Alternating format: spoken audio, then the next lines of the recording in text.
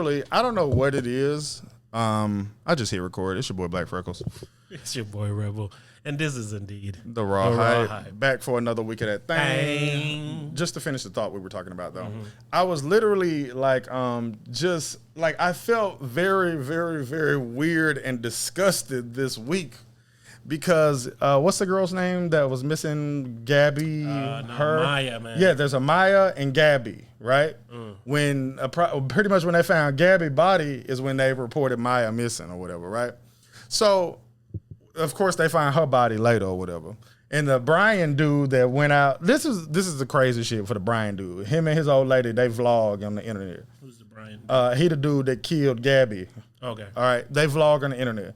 And they say, hey guys, we're in our van and we're about to travel across the world. Okay, my and they started traveling across the world and then he come back by himself and shit. And I'm like, you people ain't even trying to get away with these crimes. But anyway, you know I always say that. But anywho, I was like thinking like how the crazy shit that men do to women, it really is not talked about enough, man. It's not talked about enough, and it's not talked about on a level of why. You know what I'm saying? Like how do we cover the Christopher Watts shit or shit?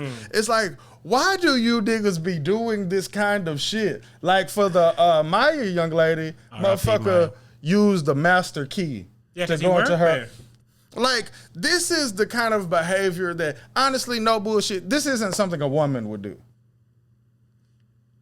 Like, shit. If a woman does something like that, it's going to be somebody she know, somebody that she has some kind of issue with, somebody that she was dating that did her wrong. Like, he just tried to holler at her. All of that went through my head. Yeah, like, before you had to agree. Vindictive, she might, you know, but yeah, like, just cut and dry. Yeah, no. And I was like saying I was saying recently, I was like, to me, this shit is like crazier than racism.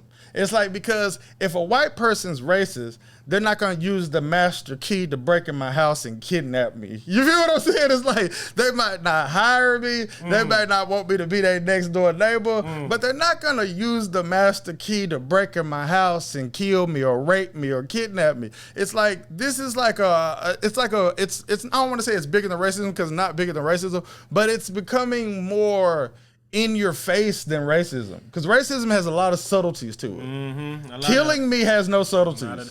I saw someone say, crazy ass people. This shit. I mean, it's so weird in life. This shit that sticks with you. Right. Like these two girls stuck with me. Well, one because R.I.p Maya. I know a bunch of people that know her. Oh, for real? Man, I'm talking about. I think I know the family because they're from the islands. Right. And so when it first started, I was seeing everybody post this shit, and I was like, well, damn. And then I saw it became news, like national news. I was like, holy shit. So then, you know, I've been paying attention and following it. And a lot of things a lot of people were saying is how sad they feel even though they don't know the girl. Right. You know, and that was one of the things that happened to me. It's like, man, and again, it's usually, I guess, because it's closer to home now. Right. Because before, it's like, I don't know these people. Yes. So I can only look at it objectively. Right. That's why even now when you were talking about it, I didn't have nothing to say because I know some of the people, and I'm pretty sure a lot of people that know her listen to us. Right. So, but regardless, I was, somebody said that I saw a video of this one guy chasing this girl into her apartment. Like, and she got by the door, opened up the key, opened it up, and closed it up. Yeah, like she pulled up in in a car and then hopped out. I didn't see that part. Oh, no, okay, I'm talking about, it was an apartment, I think in the Bronx. Okay. And the video just showed that her right by the door putting her key in. And I'm talking about frantic. Not only that, the second she closed the door, big man was right around the corner, like boom. And this is what somebody said in the caption that stuck with me. What? It says, when all the men talk about how they'll never do nothing like that, please remember that women have to deal with the men that do. Yeah. And I go, huh? Because of course when you see that and they say, men are sick and men are dogs, men will automatically go, but that ain't me. Right. I wouldn't do no shit like that. And then it's like, but there is crazy motherfuckers that will. So when you try to dismiss it almost. When I see blatant racism, I look at white people and I say, you should all be embarrassed as a whole. Literally. And when I see men acting like this, I am embarrassed for men as a whole. I'm embarrassed. But naturally I go, it's not fair. No, that I shouldn't have to be embarrassed. And it's the same thing for regular white people that's not racist. I shouldn't have to be embarrassed because you're so ignorant. And I shouldn't have to be embarrassed because people are so crazy. The difference with that, though, is they can benefit from it happening. So you might not be participating or anything, but you benefit. There's no benefit for me when everybody think we crazy and then we'll kill a motherfucker. No, yeah, it's I can the at opposite. least see the benefit. If you white, you might be the greatest white person, but you still have benefits that white skin allows. Yes, I agree. There are no benefits to men being crazy and doing these kind of things. So, and for me to be looked upon from whomever, even smallly, that I could possibly be that. Even though you've said this before, when you see shit like that, women don't realize how close their men are to that. Yes. I'm still very far. I'm just closer than you think. You feel what I'm saying? But it's like, and like when I looked at the Maya young lady, right? I'm like, this young lady's dead because she's beautiful. Oh my God. What are we doing in the world? That's ridiculous, man. Like literally what you said is the sentence. No doubt. Like, no doubt. If she was a 4, she would be alive. And then adding, you have good personality, you're a good person and all that, and then somebody else is like, yo, I want that. Yes. And then she denies you, and then you're like, you're not gonna deny me. And why? But then he kills himself. It's like your whole life was summed up to you trying to get one person who didn't want you. That's it. That's it. That's your your life. What you're known for. You should have been dead then. Facts. You should. And you're known for this to the people that don't know you, but to keep it a buck, you're known for this for the people that do know you. You didn't do nothing greater or bigger than what you did here. I'm willing to bet the people that know him real. I see it. I see how he can do something like that. Oh, for sure. 100%. It's very pathetic, bruh. This is why life don't make no sense. People like him shouldn't be able to be alive while beneficial people die regularly and randomly. That be my issue with like religion and the Bible and stuff like that. And it's because, all right, like this is a very, very good thing that I thought of earlier this week, right? All right, so if like there's an all-knowing being that's watching over us that can make anything happen that he wants, right? To me alone, we shouldn't be built with a lot of the fears that we have, okay? Because when something like that happens to her, when something like that happens to Gabby, when something happens to Kobe Bryant, you know what I'm saying? Everybody thinks, I think about their last moments and it terrifies me for them. It makes me ache for them, right? So I'm thinking, if this is part of the way that we die, and then after we die, there's this grand paradise, I feel like I shouldn't feel that way when I'm getting killed, or I shouldn't feel like this is the worst thing that could happen to us. You feel what I'm saying? So it's like, even if this is a paradise after that, it seems a bit unnecessary. The entry to this paradise place is too much. Exactly, for that. Yeah, it seems unnecessary. And then on top of that, what you leave behind. Like we talking about this young lady, don't know her at all, and we talking about it in a way like, my heart aches. Well, think of this as your daughter, your sister. And that's exactly how your mind goes. Yeah. Because it was somebody's daughter. It was somebody's sister. No, this young lady is what, 8 years older than my daughter. Yeah, she's 19. No doubt. And then when you older like us, you look at an age like 19 and you go, you ain't did nothing. I swear to God, bruh, yesterday, I talked to one of my homeboys from high school, and I told him, I said, in 2021 is officially the year that I began to live my life. He was like, oh, that's deep. And I was like, well, logically think about it. I said 24 hours a day, 7 days a week, all of my time belongs to me. And I said, and I have money. You feel what I'm saying? When your time doesn't belong to you, it's hard for you to even feel like you've began living your life. Me, you, and A9 used to say this in the group chat all the time. He'll talk about his job, you'll talk about your job, I'll talk about my job. And I'll be like, yo, whatever we're going to do with our life, we haven't even started it yet. Because this isn't our life. Our life isn't to work at these places and retire from these places. This isn't what we're going to do. So it's like, I told him, I said, my life literally started in 2021. You saying that and then me knowing you. You know it. That's a heavy statement. It's the truth. All the other years, I was just trying to get to 2021. Like dead ass. Just trying to make it here. No doubt. And now I'm like, all right.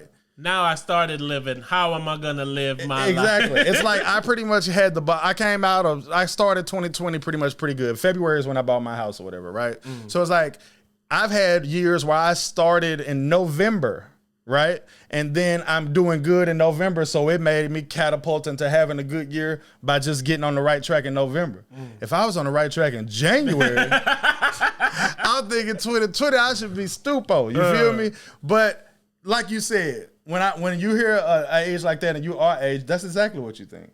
Because it's like I said, I'm not a person that made a shit ton of mistakes. I of course made a lot of mistakes like people do, but not to the point where like I seen a woman talking recently that was like, I'm just not figuring out my life after a 19-year divorce and blah blah. She like 58. Like I'm just not starting to figure out who I am.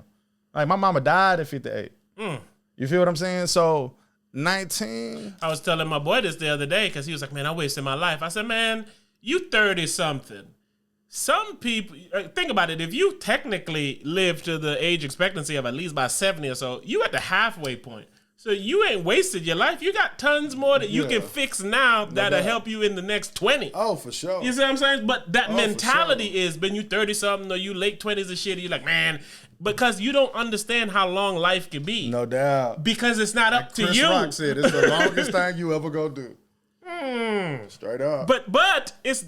You see instances like this where 19 ain't long enough. But it's the longest thing she ever did, though, nonetheless. You feel what I'm saying? Yeah. That's her whole life. But it's just unbelievable to me. And like I said, I don't know why it's sticking with me so hard because it's really on some shit where it's like, we got to do better. You know what I'm saying? You know, this show's backbone is on we need to do better. Well, we got to do better. We crack our jokes and we talk our shit, but I really hope that people, I know people have gotten better, but I really hope people really see that this is not just us wilding out here. Right, of course. It's us taking our experiences, our common sense, and our, our, what you call it? What's the word? Point of view, perspective. I'll take that.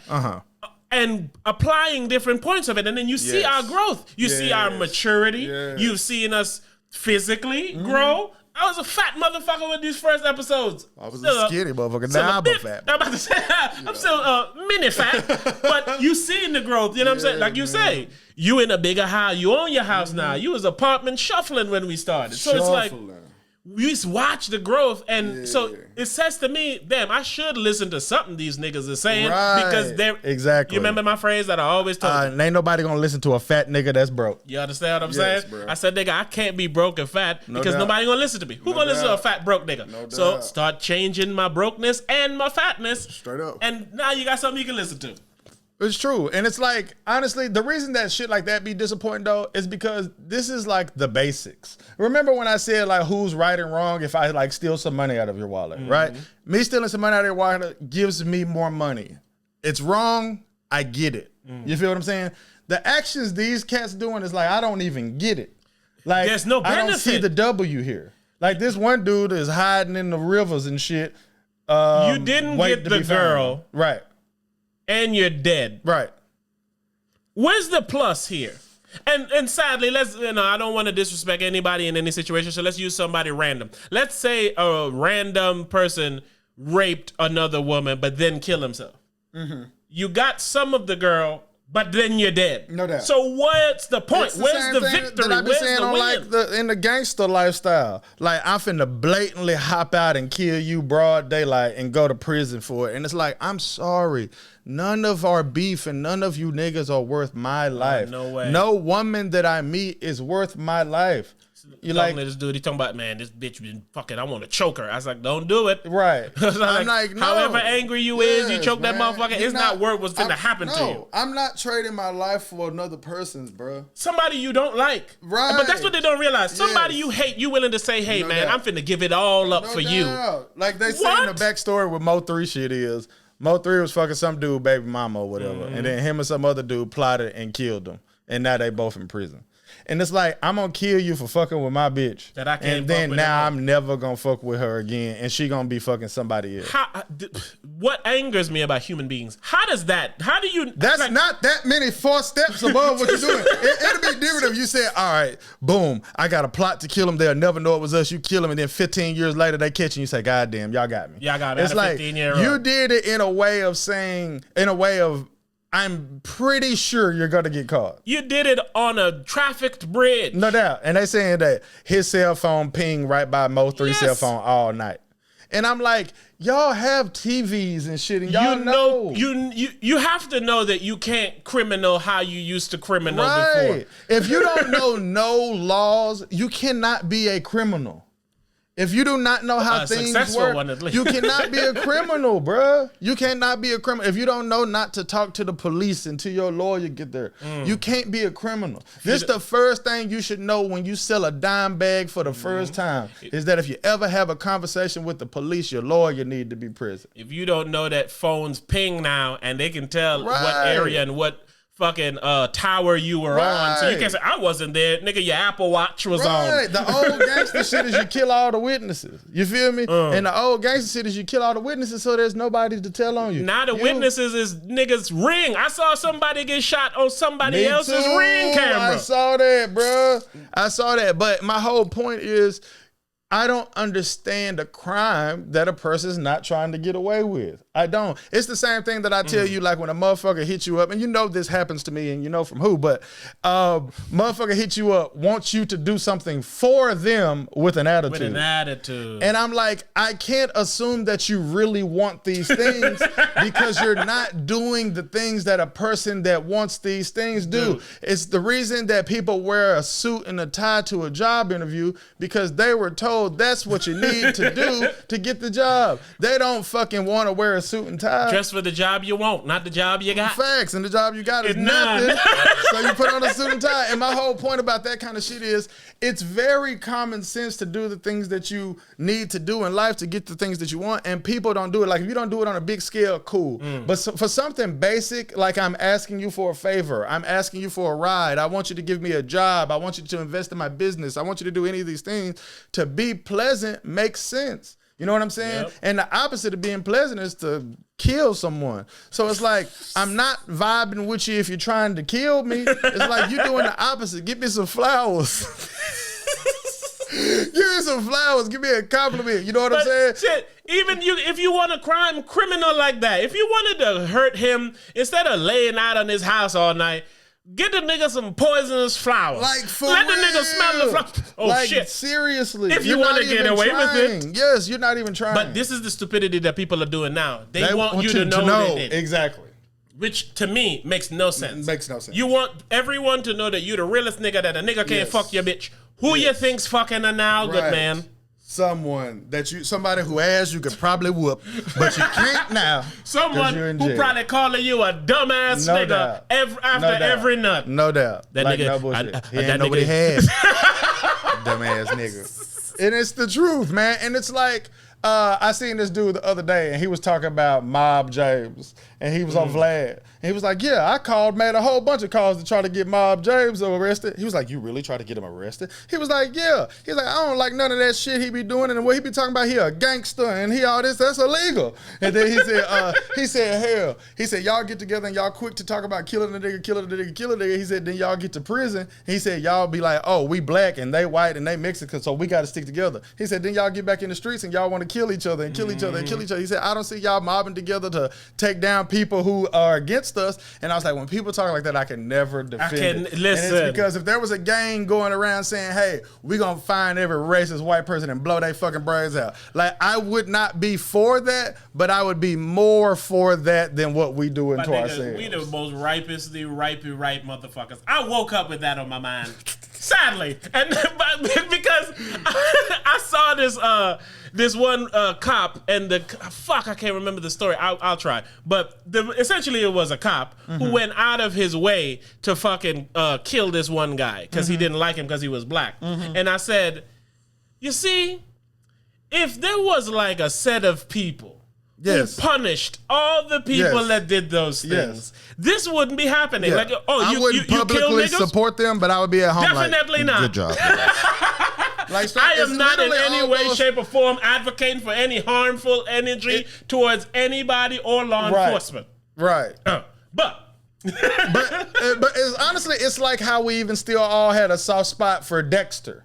Dexter's going around killing people, but he's killing serial killers, so we have no empathy for them. You know what I'm saying? Nigga, sadly, I was just watching Cruella with my daughter, and, you know, of course, growing up, you know about Cruella and the Dalmatians. Cruella's this evil bitch but then when you watch the show Cruella, the movie Cruella, you get to see her origin story. Oh, of course. And how she came there. Right. And of course, you then feel, oh, this is she ain't a Joker. Yeah. When you watch the Joker movie and you see, man, they been fucking him up and his mom. In recent memory, bro, like no bullshit over the like past like 5 to 6 years and shit, I think the Joker movie might have been the dopest movie that I've seen. Now, I thought that movie was wonderfully done. I don't know if I want to agree with you or not, but I do understand why you would say that wonderful. Because of how they did it, man. And someone's origin story and what people have to live and go through tells a real tale about who they are that you need to determine who they are. I was talking about that yesterday. I was saying that because, you know, both of my parents have died. So I was talking to my homeboy about my parents and shit, and he was saying before his pops died, he asked him certain shit and did this and did this and did this. And I was like, I was so young when my mom's died, so there was a lot of questions I never really got to ask her or whatever. I said, but the thing about it is you don't really realize you have those questions until you get old and you realize who you are, and then you start to evaluate yourself and you understand why you are. You know what I'm saying? Because there's motherfuckers who never met their dad that got shit that he do. You know what I'm saying? So for me, it's like, I grew up with my pops, I grew up with my moms, and I have their genetics. So it's like I can definitely see how I am in a lot of different ways. But once you find out why you are like that, you can, I don't want to say control it, but you can start to comprehend it and then start to maneuver in that water. But if you just hate your mom so much or you hate your dad so much and you don't want to admit how you are like them, you'll end up being just like them and you won't never face that shit. That's a bar. Yeah, it's crazy. Nigga, I was just talking to Blanks the other night, right? Because I was in his room and, well, I'll paint the picture for you, right?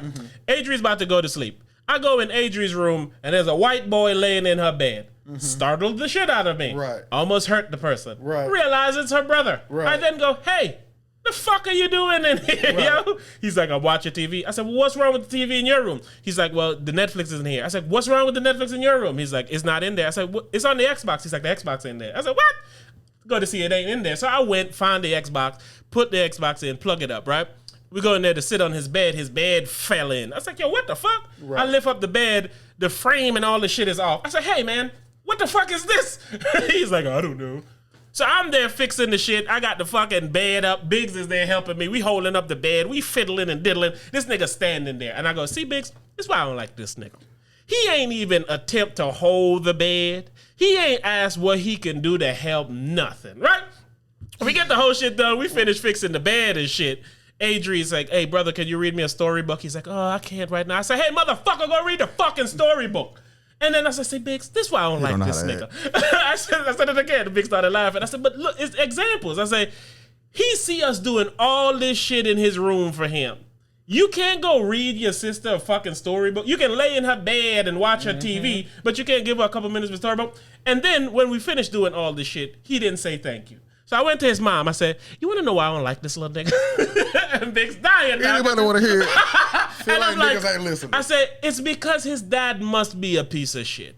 And she go, well, he is. I said, no, because he's been living with us and me for his whole life.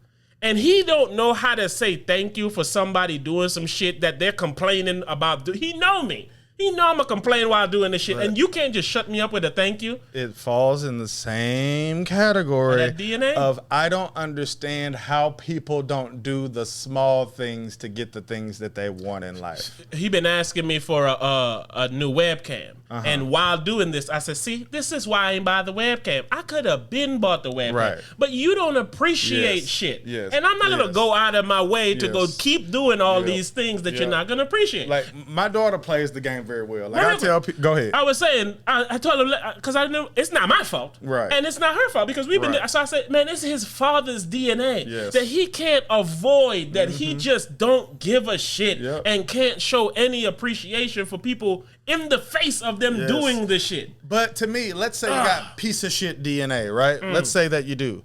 The piece of shit side of you should turn on that evil switch and say, let me do and say what I need to do and say to get the things that I want, and trick everybody. You feel what I'm saying? I don't think some of the pieces of shit has that button. But and it's unbelievable. And it's because it's how you became a piece of shit. Are you a piece of shit on purpose? Or are you a piece of shit by DNA? I could be the same type of piece of shit, but have the sense to know what I need to say and do to make people think I'm not a piece of shit, so they'll do the things that I want them to say and do. Yeah, that's really the only difference. Sadly, they call that manipulation. Yes, but my point is, you should be able to do that. Like manipulation, we was talking about this with Russ. It's a part of life. It's a tool. Like again, when you go to a job interview, you're trying to manipulate them into hiring you. They talk to 100 people. Nigga, you lying on applications. You dressing like a nigga. You talking in a way that you don't talk. You're saying you're gonna do things that you're not gonna do. It's all manipulation. If two employees was having an argument and they come to you to resolve the situation, what are you gonna do? Tell. Well, I'm gonna straighten the manager's office. Like, for real. It's like people lie to get what they want, but they don't lie to the people that they love. Exactly. They just want to abuse. Yes. Oh, you're gonna do what I want. So hey, I'm not even gonna give you the courtesy of the lie that I will give this strange motherfucker. I was getting ready to say that with my daughter. She plays the game well. She plays the game well because she knows how I am with appreciation, and she knows how I am with just like letting the motherfucker know some shit. You know what I'm saying? So like I done had times where me and my daughter be at the mall, we popping tags, we buying whatever, you know what I'm saying? And we'll be walking back to the car and then she'll be like, hey, I just want to thank you for everything you did for me today. I love you. I appreciate you. Like this the type of shit that it tricks me. You feel what I'm saying? And it makes me say to you or to whoever when I hear this story like, oh, no, my daughter not like that. She appreciates shit and she do this, she do that. She may not. She may go home and tell her mom, I got this nigga to spend. I got this nigga to spend $2,000 on me. And I just looked at him and said, I appreciate your dad. And he fell for it. Like, you know what I'm saying? Like, I don't know, but I also don't care. Yes. And it's because I got what I wanted out of it. And it's like if a child can have this sense, and I get it. I did teach her this. And it does come from my DNA. And I get all of that. I do get all of that. But a child comprehending something that has to do with life is something that a grown-up should be able to figure out on their own. Especially when the grown-up has actual trials and errors. Exactly. You have situations where you wanted to get something on somebody and you went about it away and you didn't get what you want. Exactly. How are you not learning from your own failed attempts? Exactly. So when you say that, Adri is the same way. Respect. Adri will want me to get something, right? And depending on how I respond to her, she'll change it. She'll call an audible. Yep. She'll be like, Daddy. I was like, yes, honey. I just love you. Yep. I was like, no, you don't. What you want? No Can you give me some coconut? No problem. But it's like, man. Well, it's also like we say with killing people with kindness. If your daughter wants something that don't harm her, that ain't the worst thing ever, that's just you getting up, and she starts to send us off with, I love you, Dad, who gonna be like, hell no, you can't have no coconut. It's like, it doesn't even make sense to say no, even if it's something that I would have normally said no to because of how it was presented to me. And that's what women are able to do. It's one of women's like tools, that seduction type of shit. Yes. Like they'll come and they'll rub your back and be like, honey. Yes. Even they are willing to lie to get what they want sometimes. So sometimes. It's why when you see that they don't do it, it's like, hey man, what do you think of me that you don't even want to use the tactic that you've used over hundreds of thousands of years to get it? I was recently having a conversation and explaining the whole, I do not give evidence to prove to you something that you came up with on your own. If I leave the house and I come back with a Foot Locker bag with some shades from the Ray-Ban store and an iPhone from the Apple store, I don't want to hear questions about where all have I been. I've been to these places based on what I came back with. Baby. And if you want to know anything outside of that, I don't give a damn. And the reason that I feel like that from a woman is because I feel like you're asking me on some, I feel like you were up to something. But it's even worse when just the sheer fact of leaving the house triggers them to think that you're up to something. No doubt. So it's a never-ending thing. Hey, men, if you don't want to tell your woman all your business, don't tell your woman all your business, because you telling her today doesn't mean you don't have to tell. Makes it a requirement tomorrow. Dead ass. It makes it a requirement. So the fucking shot. Yes. So because it's like, if you tomorrow comes and she asks you and you say, no, don't worry about that, she's going to say, well, what are you hiding? Straight up. You told me yesterday. So what is it that you're doing today that I can't know of? And there's a series of reasons that you should be this way. One, it's because giving the reassurance for something hold on. Let's present this correctly for TikTok. 3 ways to shut a bitch up. No, if you want to, there's a lot of reasons why you should do this. All right, one is because it's a slippery slope. Ugh. And the reason that it's a slippery slope is because just someone thinking that you did something, All right, we back. Now, we back, baby. These 3 points. All right. Well, I don't know if there's 3 points. There's points. All right. But the main one, like I was saying, it's a slippery slope, right? And what I mean by it's a slippery slope, let's say you go somewhere and your woman, man, whoever, thinks that they need to know just so they can know that you were on the up and up while you were out. I need to know that, right? Now, let's say you love this individual. You don't want them to feel like you were out doing something. You don't want their heart to not be at ease, right? So a lot of people just answer the questions, right? But the reason that I say it's a slippery slope is because I wasn't doing anything. So you came up with this on your own. It's not up to me to prove to you that I didn't do whatever you came up with on your own. That's the main reason right there. And it falls on line of showing people how to treat you. I would be treated as someone who can be trusted to be gone, who can be trusted to do this, whether I am or not. That's how I demand to be treated, okay? And then you also fall in the category of, well, what is she going to do about it? So if you feel this is what I did, you don't need the reassurance from me. You came up with this on your own, so come up with the solution on your own. And what are you going to do about it? Whatever you was going to do, go ahead and do it. You know, that's my phrase. Yeah. And sorry, go ahead. Last, this was the third point. This is the player role here, okay? The player role is... What if you were doing something? And if you've been a pussy all this time answering her questions like a little bitch, but then your relationship gets stale and old in 12 years like relationships do, and you say, you know what? I'm about to start boinking my secretary. Right? And then wifey asks you, and then you just like, it's none of your business. And then she think, well, for the last 12 years, when I always asked him, he gave me answers. And now he's telling me to fuck off. And then that's when she catch your little fishy, lying, nasty ass, boy. But that is the truth for all of those reasons. And it's not even on no real player shit. I'm joking about that part, but I'm serious about this part. There are things that you would do or you might run across that your old lady wouldn't like that you're completely innocent in. You know what I'm saying? All the time. Like how we always say, you can go over your homeboy house, he can have 4 or 5 women over there. You hang out with the 4 or 5 women. One of the women try to holler at you and you say, oh, no, I'm good. I got an old lady. I had a nice time kicking with y'all, but I'm about to take my ass home. You think your old lady finna give you the credit that you deserve? You think she gonna give you the credit that you deserve? So every man that got some sense, he know not to even mention that, because then I have to prove to you that I did what I did, and I'm sorry, I'm not doing that. Every time I'm not they doing create whatever they create. Exactly. You have to do it every time. Somebody has said this before, if you trust me, you'll let me know the password to your phone. And I go, that's not what trust is. No, that's the opposite of trust. Trust is not knowing the password to my phone and trusting that there's nothing in my phone. Doubt. Trust ain't if you can go look for yourself. No doubt. Somebody said this today. Big up Miss Bess. She said, you going through your significant other's phone, right? And you don't find any inappropriate conversations or nude sharing or anything like that. But you do find several instances of them asking people of the opposite sex for money, and those people sending the money they ask for. Is there a problem? I said, the problem was the first sentence. Exactly. That be the issue, man. Going through someone's phone is a one-way ticket to finding out things that you don't want to know. Like, going through someone's phone is like being able to read someone's mind. It is. Yeah, and we don't want that.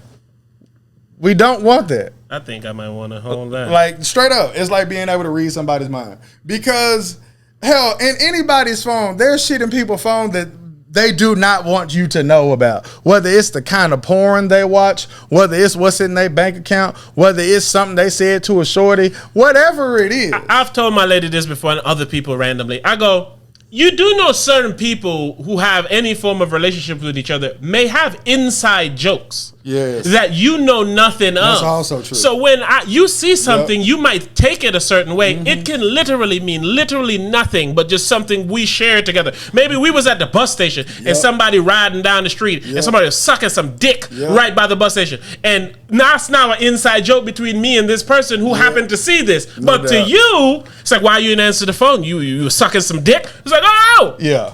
Why are they asking you that? Yeah. It's like, no, you don't understand. Right. It has a complete backstory. Yes. Well, I want to know. It ain't none of your business. That also falls in the common sense era of going through somebody's phone and shit. Like, Aiden was talking to me one time. He was like, man, if my wife ever went through my phone, he was like, she'll probably think that me and you were gay. You know what I'm saying? And then because we might say something stupidly ridiculous about anything. You know what I'm saying? I heard Turk recently talking about how all homeboys have, like, with their homeboy, they have this like gay joking relationship, and I completely disagree with him. And when I watched Boosie was like, oh no. And I was like, I completely disagree with what he's saying. I was like, I have been in the field of a gay joke here, there, or whatever. I said, but that is untrue. All men do not have some gay underlying relationship or joke ship that they have with their homeboys. This is that is shit untrue. this is rumors women started. Yes. And then a nigga men like him don't defend. Yes. I'm like, that is untrue.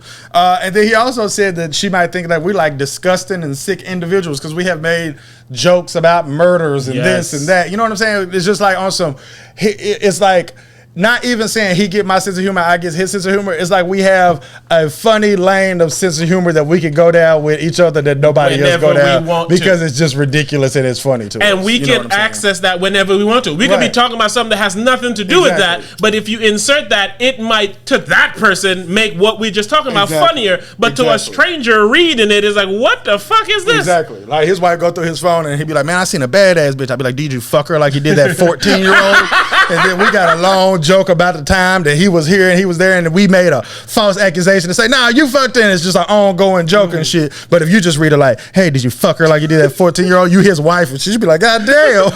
I'm gonna divorce this and call the cops. Like, for real. So it'd be like that kind of stupid shit. But it just like, sadly, that's men. Oh, for sure. Men have and make jokes about those types of stupid. Of course. Like, why do you find that funny? Of course. You might have to have a dick. Yeah. Like I had a recent Facebook memory that I seen, and I never post none of these, but my Facebook memories are so old because I stopped using Facebook for 5 years. So it'd be shit from way back in the day. I got one where I'm sitting in the room with my homeboy Leo and my nigga Dre Floyd, and I just keep fucking with him and say, get up, nigga, like challenge him to a fight. I'm like, nigga, get you what? Get you what? And then my homeboy playing 2K, I just kicked the control out of his head. I say, nigga, get on your feet, nigga. Just going on and on. Like, this is a man joke.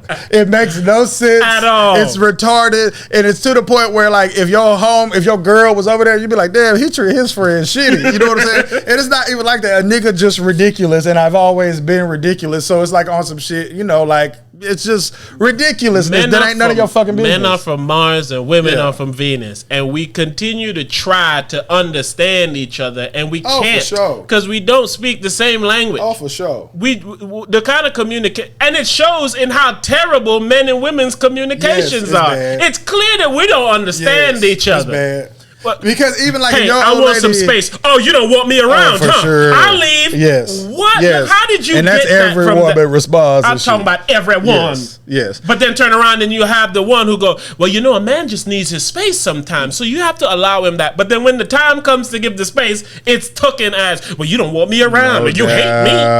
Adrian does this, and it's so funny, right? Adrian be like, Daddy, do you love me? You love me more or do you love mom more? I was like, you more. She's like, oh, so you hate mom? Why? Those weren't my options initially. But I choose from the two options. You give me an option that wasn't even one of the multiple choices. A 5-year-old woman is already doing what women do on her own. Nobody taught her that fucking joke. Nobody even taught her that's funny. Yes, it's insane, bro. Which says to me, a lot of it is just special. Whoa, I fucked the word up worse than when I thought I did. Yeah, you heard her.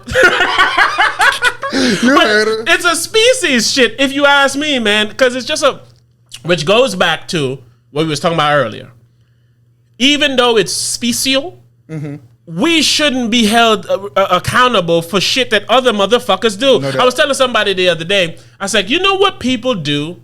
They ignore the fact that people are shitty people. Oh my God! So when that's the American way. So a man ain't. Why are all men this? Why can't you just talk about this shitty person? Yes. And others like him. What would they do is they blame every man, or they act like he's an isolated incident. They're both the wrong thing. They're both the wrong thing. They're both the wrong thing.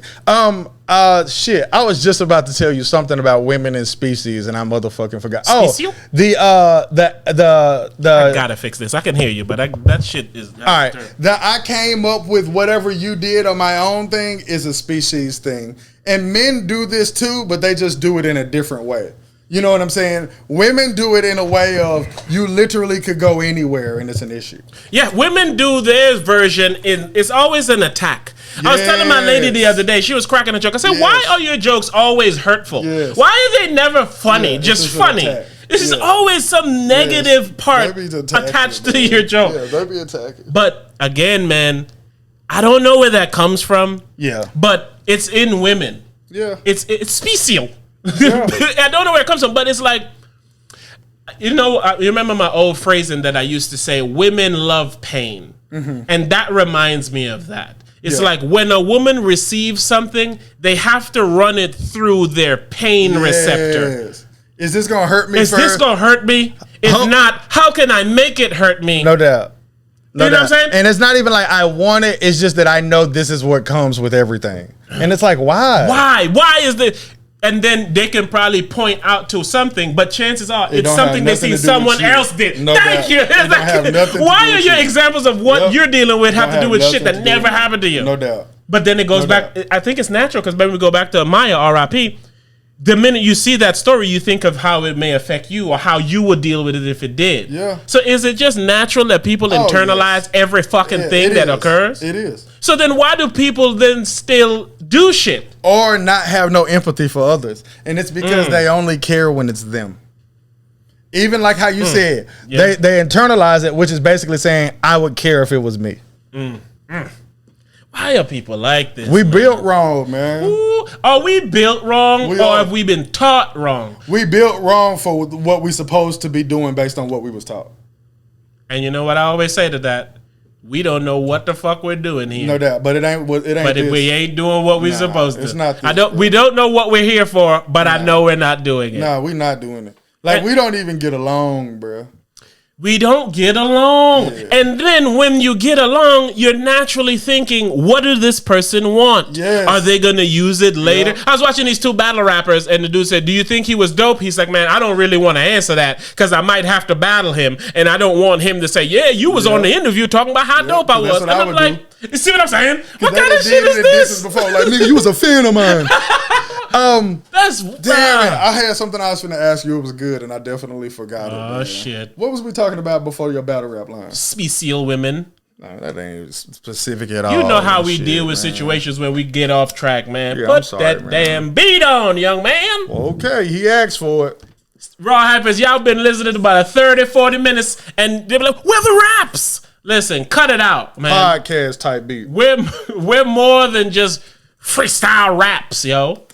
Yeah, man. We're motivational speakers. We're motivational thinkers. We're drinkers. Motivational doers. Man, I ain't even signed into my shit. It's playing a commercial and shit, man. Like, god damn. But shout out to women, man. Shout out to being different any purchase of $1 or more, exclusively on the McDonald's app. Better, man. I said this. We're never gonna get along better, and we've been saying this until we really look at the root causes of problem. I was telling this girl this the other day. She was talking about women and men getting along, and I go, it's like one of them situations where you say, hey, I'll massage you today, you massage me tomorrow, and both men and women is like, well, you do it first, because I don't trust you to do mine. So nobody wants to take that first L. Ooh, that first. Might as well. Listen, we can't never get along. I disagree. Anytime that she show up in the thong, I might show up in your song and say some real gangster shit, and then you look at me and say, nigga, you wrong. And I'm like, man, I am right.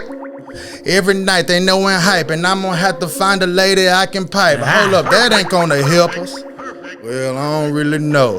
Shit, I wanna hit again, second helpers. Second helpers. I usually jump in when you do that. I was on beat. Yeah, and I didn't know what you know what I'm saying? I was on beat, man. Men and women, we need to sit down, have a little dinner and talk. Hopefully some thoughts will get sparked. Hopefully some change will get done. Hopefully something can happen, because how we living ain't how it should be. Done. Or how it could be done. One of us is right, one of us is wrong. How long are we gonna continue to not get along? I did what you did. Like, is he gonna go? I'm gonna go. Man, we're gonna come back to that. Yeah, clearly we're not on the same frequency rap wise because we don't want to rap. Along, man. We want to talk to y'all. I want us to talk today, man. We're gonna rap at some point though. What else you got, man? I got topics, man. I put some topics in the room. Let's talk about Kyrie Irving, man.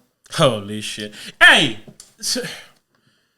I just don't like how shit be, man. I really just don't like how life be. No. Like, the individuality and being your own person is literally dead and dying. Mm-hmm. Let's talk about Andrew Wiggins first. Whoever you want to pick, they both almost have the same situation. Well, Andrew Wiggins got vaccinated. I was just about to say, the only difference is one caved, for lack of a better term. I don't have a problem with what Andrew Wiggins did, right? He was against the vaccine. He went and got the vaccine, right? And what I don't like is when he refers that he got forced to take the vaccine and people say that he didn't. He was forced to take the vaccine. Absolutely forced. And the reason that he was forced to take the vaccine is because, let's say, I don't know how much he makes, but this is probably about what he makes, $25 million this year, right? If you miss half the games, you make half of that. So that's $12.5 million, right? And he says, I want to continue to build generational wealth for my family and for my sons. So I had to play. I have to do this, right? And then when people say, well, he wasn't forced, he wasn't forced, he wasn't forced, he doesn't have to play, right? And I say, he was forced. And the reason that he was forced is because, yeah, he's going to make $25 million this year, but he also lives a $25 million a year lifestyle. So at the end of the day, if I'm thinking all 2020 that I'm going to make $25 million next year, I live the life of a nigga who going to make $25 million next year. And then when you tell me it's 12.5, I can't do that. You feel what I'm saying?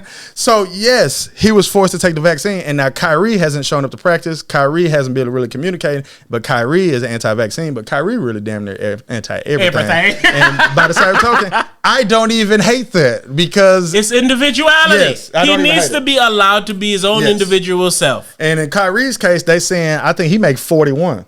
And they saying he going to miss half of that. Because the mandate isn't with the NBA. The mandate is with Barclays. Barclays Center said with whatever state or city that you're in. Yes. All right. So here's my thing, though. Joe was asking me, we was on Xbox the other day. He said, well, what you think? What you think? What you think? What you think? What you think? I said, Kyrie Irving is going to get the vaccine. Right? And he was like, well, why do you think he's going to get the vaccine? I said, because he's not going to leave those millions of dollars on the table. I don't need to know his finances. I don't need to know nothing about Kyrie Irving's money. I know how much money he done made. And Kyrie Irving, mark my words, is going to get the vaccine and he's going to play this year. Even if I say yes, which I want to agree with, I don't think it's the money only. Because Kyrie presents as the type of nigga who at least wants to present as the type of nigga that don't care about the money. So if he gets it, it's going to be more on some teammates shit. Because that's one of the avenues that people aren't realizing. Like, even Shaq said this shit. Stop that fucking face. Shaq said this shit. It's like, if that motherfucker was on my team, he'll have to go. So it's like, it's almost like your teammates are saying, you're not showing up for us. You know what I'm saying? You know who handled it, I feel like, the best? Dwight Howard. What he did? And I remember I didn't used to like this nigga when he left the Lakers, but now he back and been back, we won the chip, so shout out Dwight. But they asked him, this was so much pissing me off. I was watching the media day for the Lakers, and there was like these two reporters that every fucking body came up there. They asked the vaccine question. It's annoying. It was so annoying. Man, you talk about the game, man. They want to get the sound bite that pops off. And Dwight says, I don't want to talk about the vaccine. He's like, man, you know what I'm saying? I don't want to talk about it. I don't want to have to say what I got or what I didn't get. And then the guy said, okay, no, I understand that you don't want to talk about if you got the vaccine or not, but how do you feel about players getting the vaccine? And he's like, listen, I don't want to talk about the vaccine. I don't want to mention if I got it or if I didn't get it or anything. People need to be able to make their own decisions and then keep their personal shit personal. I don't want to have to say anything. And so goes back to this when you say Kyrie's going to get it. My logic always been, y'all niggas is rich enough to lie on some, hey, yeah, I got the vaccine. You tell them everything they need to know to say they got the vaccine, but I ain't getting that shit. But it wouldn't be worth the risk of doing that. How would they know? But you ever seen that on TikTok? How would they know? If they find They're out, know. you might get banned for life. You know what I'm saying? It wouldn't be worth that. And it's a federal crime. It's not worth it. It's a federal crime to lie and say you got a vaccine. No doubt. To have a fake vaccine card is a crime. I don't think, but this is my point. Yeah. So for them, it's not worth that. You know what I'm saying? That's not worth it. I guess. They're going to get the vaccine, and it's because of money. Well, it's very hard to argue against that when the money you're talking about, like you said, is 12 million, 20 million, 25 million. It's what I would do. And you still playing half the season, so it's like, I'm still playing these games. If I get injured, I'm still. And when people say they weren't forced, that they should do this and they should do that, I'm like, y'all don't understand that to a lot of these guys, to 100% of them, this is what it is. But to a lot of these guys, this is nothing more than a job that they don't like. You think every nigga likes being in the NBA? They don't. Shit, some of them show you they don't even work out in the off season. They don't bring nothing to their game and it's why would they? There's a job. To us, it's like, man, you're in the best position ever. Exactly. You get paid millions of dollars to play basketball. This is a job where the people coming to see me don't respect me how they should. The people I work for make more money than me and do less and don't respect me how I should. I live in a place that I didn't choose to live in if I got drafted here. There's so many reasons to not like this job. There's really only one reason to like the job, guaranteed, hands down, and it's the money. You know what I'm saying? That's the and only... all the things that come with the money. It's the same reason that you put up with your job. It's the same reason that any of us put up with our job. It's for the money. They asked Trevor Ariza what made him choose Lakers, and he said, my son did. And he was like, you know, over the last season or two, I was on 2 different teams, living in 2 different cities, and I decided to stop having my family move. So he was still here in LA. So when the opportunity was able to come to LA, I just came here so I could be with my kid. And then I was like, that is an amazing answer. And it falls in line with what you're saying. It's like, hey, man, I choose like this shit because my kids, my family live here. I don't like living over there playing for this garbage-ass team. And I don't even know what team he was on. I know they didn't win the championship. He was on Miami, and then he was on Portland in the last year or so. They didn't win a championship. Neither. So it's like, I didn't win. I'm way over the fuck here. And when I did win, I was here. And like I say about like going to the games and shit, like I be paying top dollar to go watch the Jaguars play, and then they lose, and then people be like, did you have fun? I'm like, no, I didn't have fun because they lost. It's the same thing. You think these niggas having fun living in the city they don't want to live in and losing? It's not fun. Like, you know what I'm saying? So I'm like, fun. It's not hard for me to comprehend that a lot of y'all hate y'all's job. But with I have to talk in front of dumbass broke people to judge me. Ask me stupid fucking questions. But in the Kyrie situation, I really feel like he one of those against the grain ass niggas. So he's also being pressured by everyone to get the vaccine. I also said this to Joe. If Kyrie doesn't get the vaccine, he's the realest nigga of all time. If Kyrie don't get the vaccine, I think he's going to retire. He the realest nigga if he do not get the vaccine. Because that's for real on some, I told y'all I'm not bullshitting. You not finna make me dance for your money. I don't give a fuck. That and I'm not even saying this is a good thing. I would do the opposite. I see the good in it. I respect it. And that's probably the good I see in it. I respect that you willing to stand up for something. Because the easiest way to make a motherfucker dash away his belief is to throw money at you. Oh, this is what you believe? No, do you believe it's still for $5 million? Because if he said, fuck it, I ain't never doing it, and people say, oh, you're an asshole, Kyrie, think about everyone else. He can say, well, you know what? I have the money to never see anybody else that's not in my family or that's going anywhere. I got the money to never see anybody else, so I'm not going to give it to nobody. I'm not going to get it because I got the money for you to never see me. Six Flags, I can shut the motherfucker down. Exactly. You feel what I'm saying? So it's like they really can't judge you because you do have the money to not even be a part of the pandemic if you don't want to be and you don't have a job. But this goes back to people being forced. If he doesn't take it, they're not going to respect him for standing on his thing, on his laurels and morals. They're going to attack him for something else. So it's like you're attacking him for not taking it. If he take it, you're going to attack him and say, see, you did take it. You just want the money. If he don't take it, they're going to attack him and say, well, you don't care about livelihood. See, but people this is just my thing, want to attack and annoy. This is my thing about that. And it's like how you said people are going to attack either way. I'm going to respect his decision either way because whichever he does is a good decision. One, this one's a good decision because it makes your money. And this one is a good decision because it's what you truly believe in. Again, because money would make, that's why I say why I respect it, because money makes people change. You ever, all men, another man thing, they have that shit. Well, man, you mean to tell me you will suck a nigga dick for $10 million? Like they always, oh, how about $1 billion? Like they always want, and then they even use phrase like everybody has a price, which essentially means no matter what you believe in, if presented with the right amount of money, you'll throw away what you believe in. And so I actually believe that. Yes, because why? Because we've seen it over and over again. Like people like 6ix9ine and shit like that. Money is what rules the world. Oh, for it sure. rules the people in your life. For sure. Other people get other people who love them to fuck them over for money. Yeah.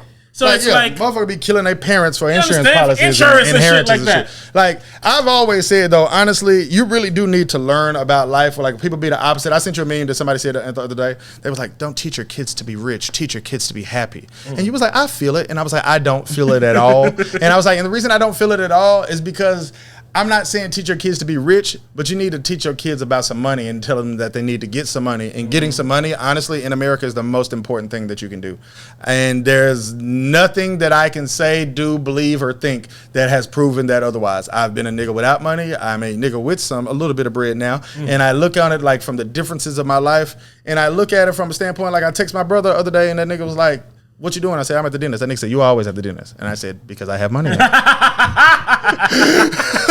I should have been bitten this bitch years ago, but I couldn't. You feel what I'm saying? And it's like, you need it to be comfortable. You need it for your health. You need it for your sanity. You need it to feel like what you're doing every day is worth something. You know what I'm saying? So it's like, you got to get your hands on some bread. So I get it from either perspective. But the problem with money though, man, is it tells a story that's not true. Oh, for sure. I even tell you all the time. I say, I told this to A9 recently. I said, if you want to show everybody. I was like, if you're a black person, you want to show white people. If you're a gay person, you want to show homophobic people. If you want to show your ex, if you want to show the people in high school that ignored you, the way that you do that is you get you some money. It's every rapper's line. This is what the teachers who said I wasn't going to be shit. Exactly. Back then they did want me and all that kind of shit. And it's because if I have money and I tell you that I'm smart, you have nothing to debate me to prove that I'm not. And if I have money and you see that I'm dumb, what you gonna say? Because I already have the money. Exactly. I'm smarter than you. Look at my paper. And it's like, well, yeah. And it's like, why are you so dumb? I ain't broke though. Check my pockets. Nigga. Like it's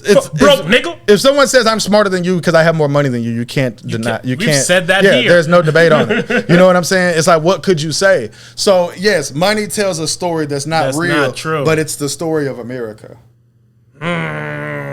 You know, it's the only way that you can experience the American dream. See, man, to me, sadly, on our own, these are gem quotable bars, man. Yeah. But you only feel them after we went through that whole little soliloquy. Right, you got to get it. Man, shout out to the motherfucking RawHype. That's what I was telling his ass. He was complaining about clips. I was like, Hype, we don't speak in clip form. Nah, I wasn't complaining about clips. Let's cover this. I'm complaining. Let's cover this. About the platform that it's on. The platform that it's on, you have to tell your whole story in the clip.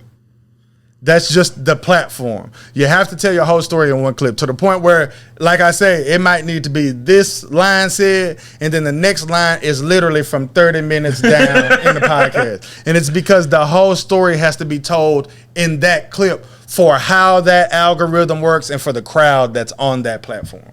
That shit's whack. I agree. But this is what makes shit whack. Like shit like that.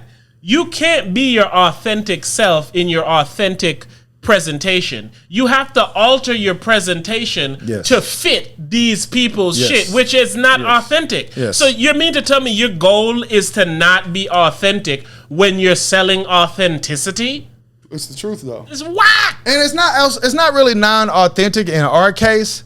It's condensed. Yeah, you're rushing it though. Yeah, that's true. But that is true. The benefit is in the journey with us. Again, why I like what we do is we start somewhere, you hear us go back and forth about it, and then we both get to a place that we all and everyone can agree with at the end. Yes. You're not going to appreciate that if you don't see the whole thing.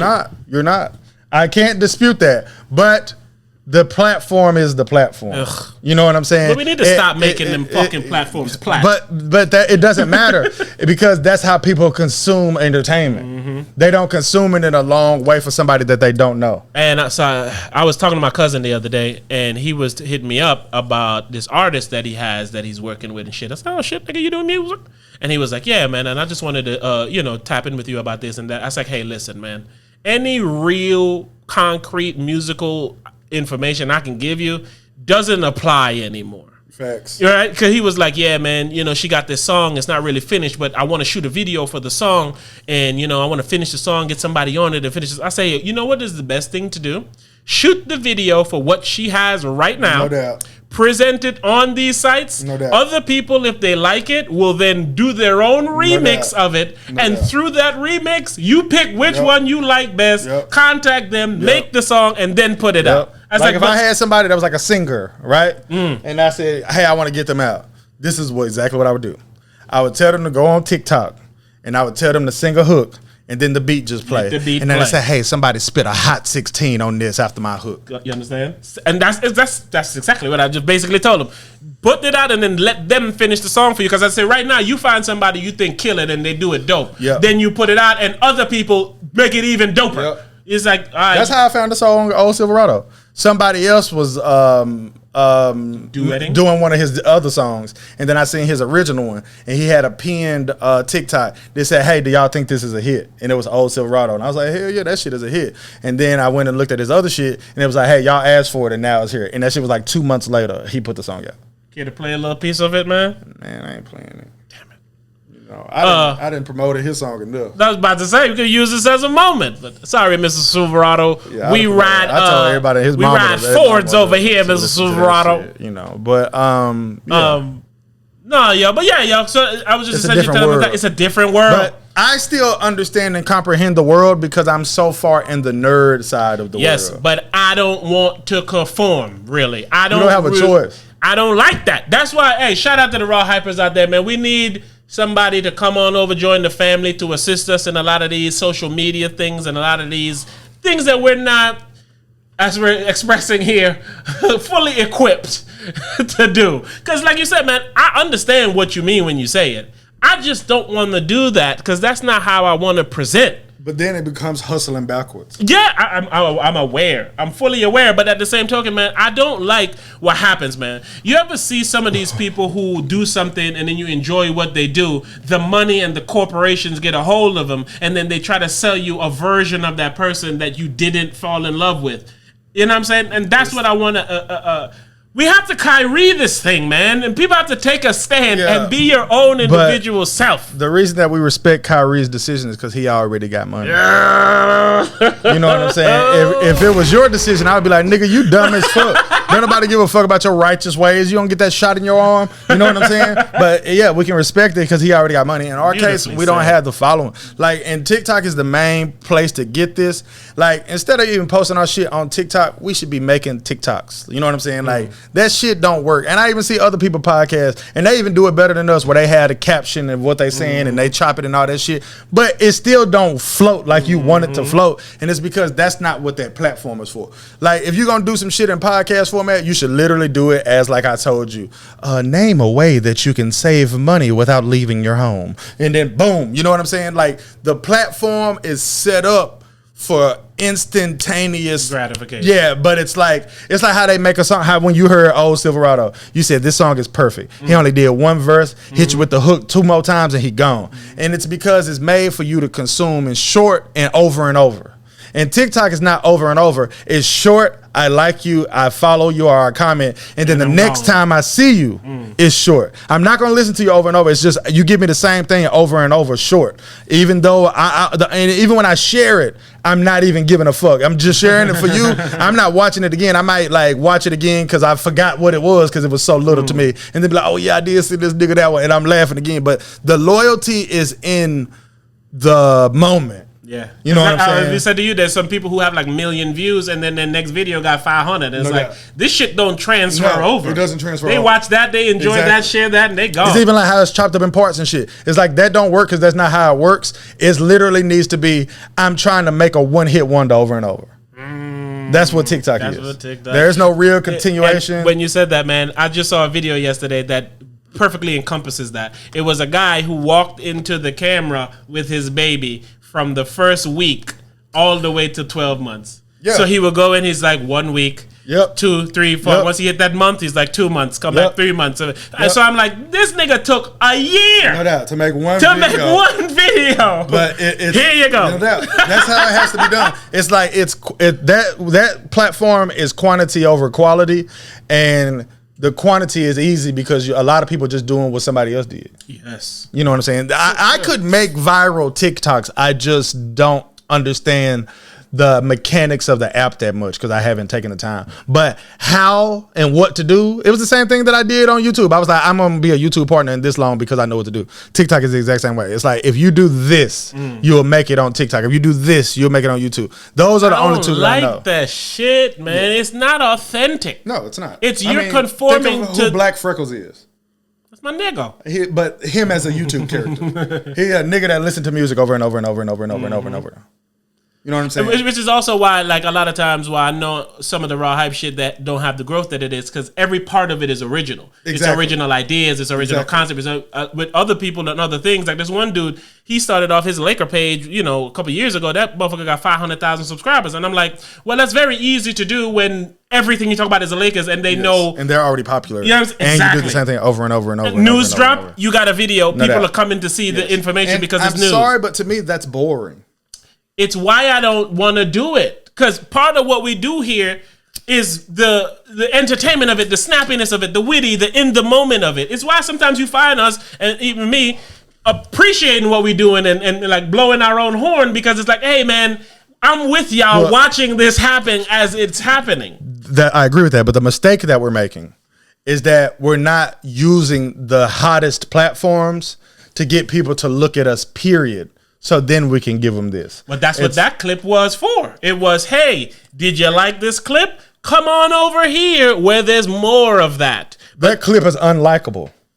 Like it gave. That's why the comments were what they were, and it's because you didn't get the whole. It's more appreciative comments than those. But like I told you before, the negative ones stick out better. I get what you're saying. Yeah, but go ahead. But the premise is. We didn't get, it was literally how we was talking to Russ. When I say, a motherfucker say, I don't give a fuck about you going to college, right? You take the clip and you say, I don't give a fuck about you going to college. And then these are the comments, right? But if you say, take a clip and say, I don't give a fuck about you going to college. Quick chop explaining why I feel that way. You feel what I'm saying? It has to be all encompassing because the internet is, I'm here to punch. You know what I'm saying? Yeah. I'm here to punch, and it's like, I hear something I don't like, nothing I don't like, bam, I'm here to punch. You feel what I'm saying? So it's like, you have to literally make them think what you want them to think. It's even like, this clip is given uneducated. I said, you got that from 30 seconds? He's like, yeah. He's like, well, inform me. Please tell me if I'm wrong. I said, nigga, you want me to come here and explain to you why you're wrong while there's a video that exists that proves that you're wrong? This is just something that I just found out that people do, right? Somebody say that, and you reply with a video, a TikTok. That's what I need to be doing to that. You feel what I'm saying? And it's because he's not finna go listen to the other videos. I hate you. But if I go back and I respond to him directly and I give it to him and say, bam, that's how it has to be. It's like, it literally got to be on, if we're going to do it that way, it needs to be like, when we do get comments, we respond to them in video form, in TikTok form. And it's like, that's all what it's all about. And it's like, that's how the algorithm works. That's how the shit works. That's how the shit works. Man. And it's because they want you to be able to quickly digest entertainment very, very fast over and over and over and over all day. But as humans, that's leading to a problem that we have now. Hell, that's what the whole Facebook whistleblower was about.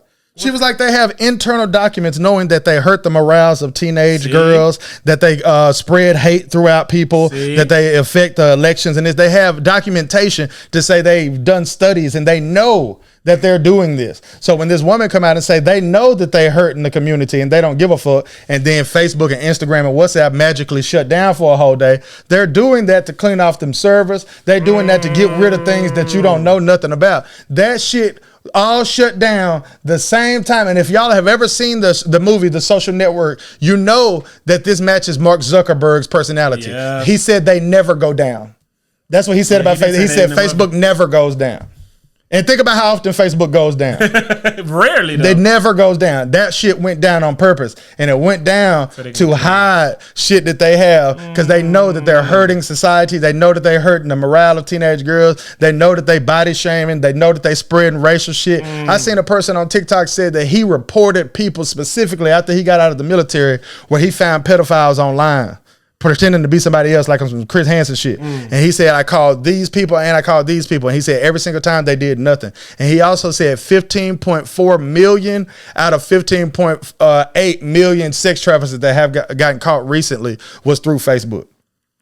So it has all this shit and all this bullshit, and they know it. You feel what I'm saying? And they don't do nothing about it. So it's like, we fucked. That's literally what it boils down to. And that'd be the same thing why I've been preaching to you lately, that we don't get punished when we die. And the reason that I know that we don't get punished when we die is because you put me in a world where things like this happen. Yep. You know what I'm saying? Things that I don't have no control over. Like if I'm a 12-year-old girl and my parents let me use Facebook and Instagram and all these other shit, and they were talking about Instagram when they were talking about the young girls or whatever. And I get to see this and I see this is what a body's supposed to look like. This is how I'm supposed to do this and this is how I'm supposed to do this. And I feel like I'm unattractive. And you know that. And you do nothing about it. And I grow up and I feel this way, let's say I kill myself or I'm harmful to others. How am I to be punished for that when I was born into a society that forced me to be this way? That way too, man. You know That's what how I'm you saying? being fed. So that's why a lot of the time these women getting fucking surgeries 18, 19. It's like, hey, you didn't even let your body finish doing what it's supposed to and then assess it from there. Yeah. You're jumping the gun because you feel like you're in competition with these motherfuckers who spending $20,000-$30,000 to do that. And it's because you are.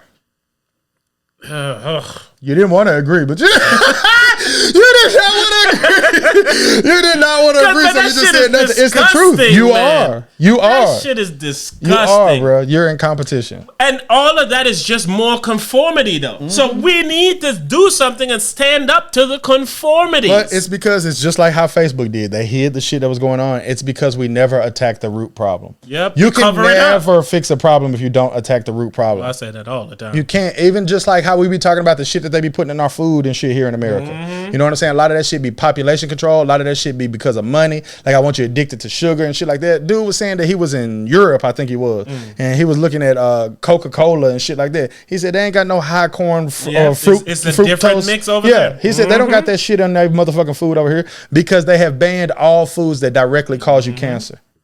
You think we finna do that in America? Fuck no. No. We finna get what they don't use. Exactly. We making the money off of you. Hey, you want a $1 burger, nigga? We got burgers and shit for $1. What? But this it just shows they want to kill you. So I gotta drive 45 minutes from where I live to get to an organic grocery store.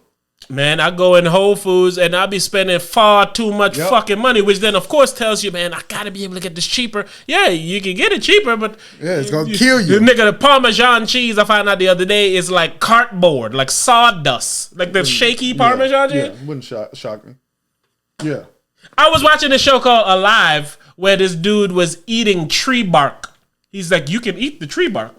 We watched the nigga eat the tree bark for an episode, and then the nigga got constipated, couldn't shit for 2 weeks because the fucking tree bark was all in his fucking body. But it's like, man, what is happening, man? Yeah. Why does no one care to do anything? It's because, bro, like, I see somebody said this recently about sports, man, and you know I love my motherfucking sports and shit, but they basically said, if you give them a circus, they won't complain.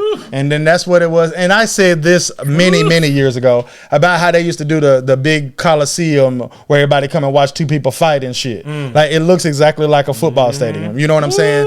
So it's like literally no difference. You know what I'm saying? But the whole point is that we keep them entertained and we make them think that they're a part of something, like how we think we're a part of the Lakers or this team or that team. We think we're a part of it and shit. And it's like, we not a part of none of this. No. You know what I'm saying? Like Cowboys fans hate Eagles fans. What is that? You know what I'm saying? That's why you even heard me say, I don't hate the Clippers. I don't hate the Eagles. I don't hate fighting in the stands because what jersey you got on. Bullshit. And it's like, it's true, bro. And it's not just sports now. You know what I'm saying? It's so many other things, but sports is a big one. But it's like they just keep us sports is an easily identifiable one, but it trickles. And this is why I be telling people with so much shit. When you see something in one aspect of life, it works in another aspect. You just don't see it as well. I say that all the time when I be telling people, if I was like trying to make a hit song today, I said I would literally just use the exact same melodies from hit songs from yesteryear to where the point where you wouldn't be able to tell. I got completely different words. I got a completely different beat, but I'm in that bitch singing the exact same melodies. You know what I'm saying? And Wale and J. Cole just drop a song. I listened to a piece of it, and that shit is Q-Tip's old song. What's it called? Vibrant Thing. It works. You're just a vibrant Drake thing. and Future joint. The I'm too sexy. It's literally the same shit over and over. And there's people who heard Drake's song before they ever heard the other one. Yes. But it worked on them. Why? Because humans have already proved that this works. You know what I'm saying? You can legitimately, that's what I would do. I would use people's brain against them if I was looking to make a hit song. Shit like this makes me, it just doubles down that we're living in some form of a simulation. Oh, I remember what I was going to tell you like an hour ago, bro. The simulation. Yeah, it has to do with the simulation, right? I was talking about us all being here on this earth, right? I said, what if something put us on this earth, right? And they said, all right, we got them set up to where they can run themselves, right? So now let's go to Jupiter and set them up. And then they go to Jupiter and shit go wrong and they can't get back to us here.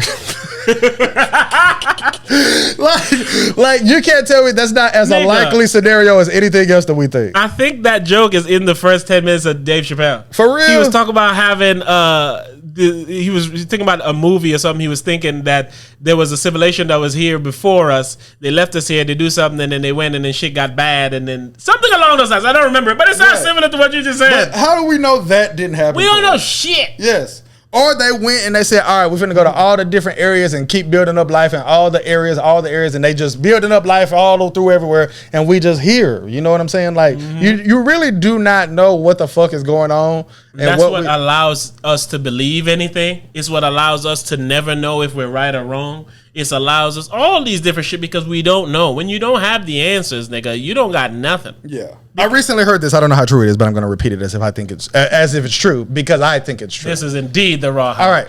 Now, we both know that your body releases DMT when you're born and when you die, right? Yes. So I've heard that since your body releases DMT when you die, that dying is not painful. It actually feels really, really good. Yes, it feels euphoric. And oftentimes, people bust a nut as they're dying. Yes. That's true? You believe it too? I heard that. Either bust a nut or you shit. Isn't that insane?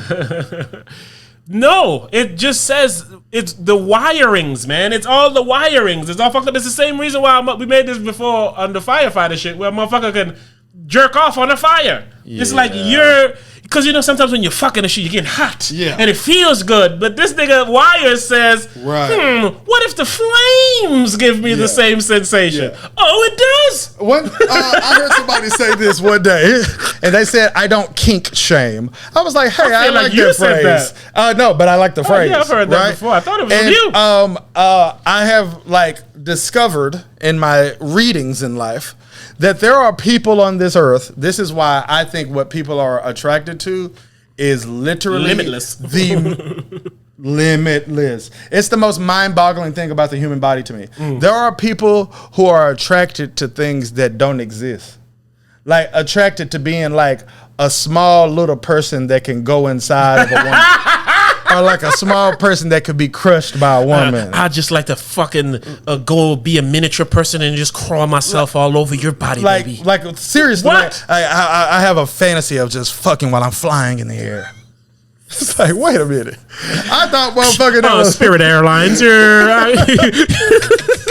I thought motherfuckers that was dressing up as Kermit the Frog and fucking the shit was crazy. Like, no, it's people that's called furries or something. Yeah, it's people dress up like a bunny that's attracted to things that don't even exist. I saw one time a guy get married to his car because he loves his car, and he fucks his car by putting his dick in the gas tank. And y'all can't understand why somebody gay? I'm sorry, bro. Like seriously, you attracted to a motor vehicle, but I can't accept somebody being attracted to a man. Like, I'm sorry. That's where you draw the line. That's where you draw the line. This nigga fucking his Corvette doesn't do it for you. Like, for real. And it's like, even in his case, I can still say he attracted to something that can happen in real life, though. My strange addiction, sex with my car. Did you hear me though? He's attracted to something that can happen in real life though. There are people that are attracted. So it's even like I say, I don't condone this in no kind of way, but I can comprehend how someone is attracted to a kid. You feel what I'm saying? It's like I comprehend it because if you can be attracted to a car, this is literally limitless. If you fuck a chicken, you'll fuck anything. This is limitless. You know what I'm saying? So even in like their cases, I be thinking on some like, I don't know what we should do with you. We're going to keep you away from my daughter. And my car. And my homeboy. God damn it. They gay, they cause, no, but yes, it's all things that it's like I'm Hey, not. where you going, honey? Oh, just going for a ride. And the old Silverado.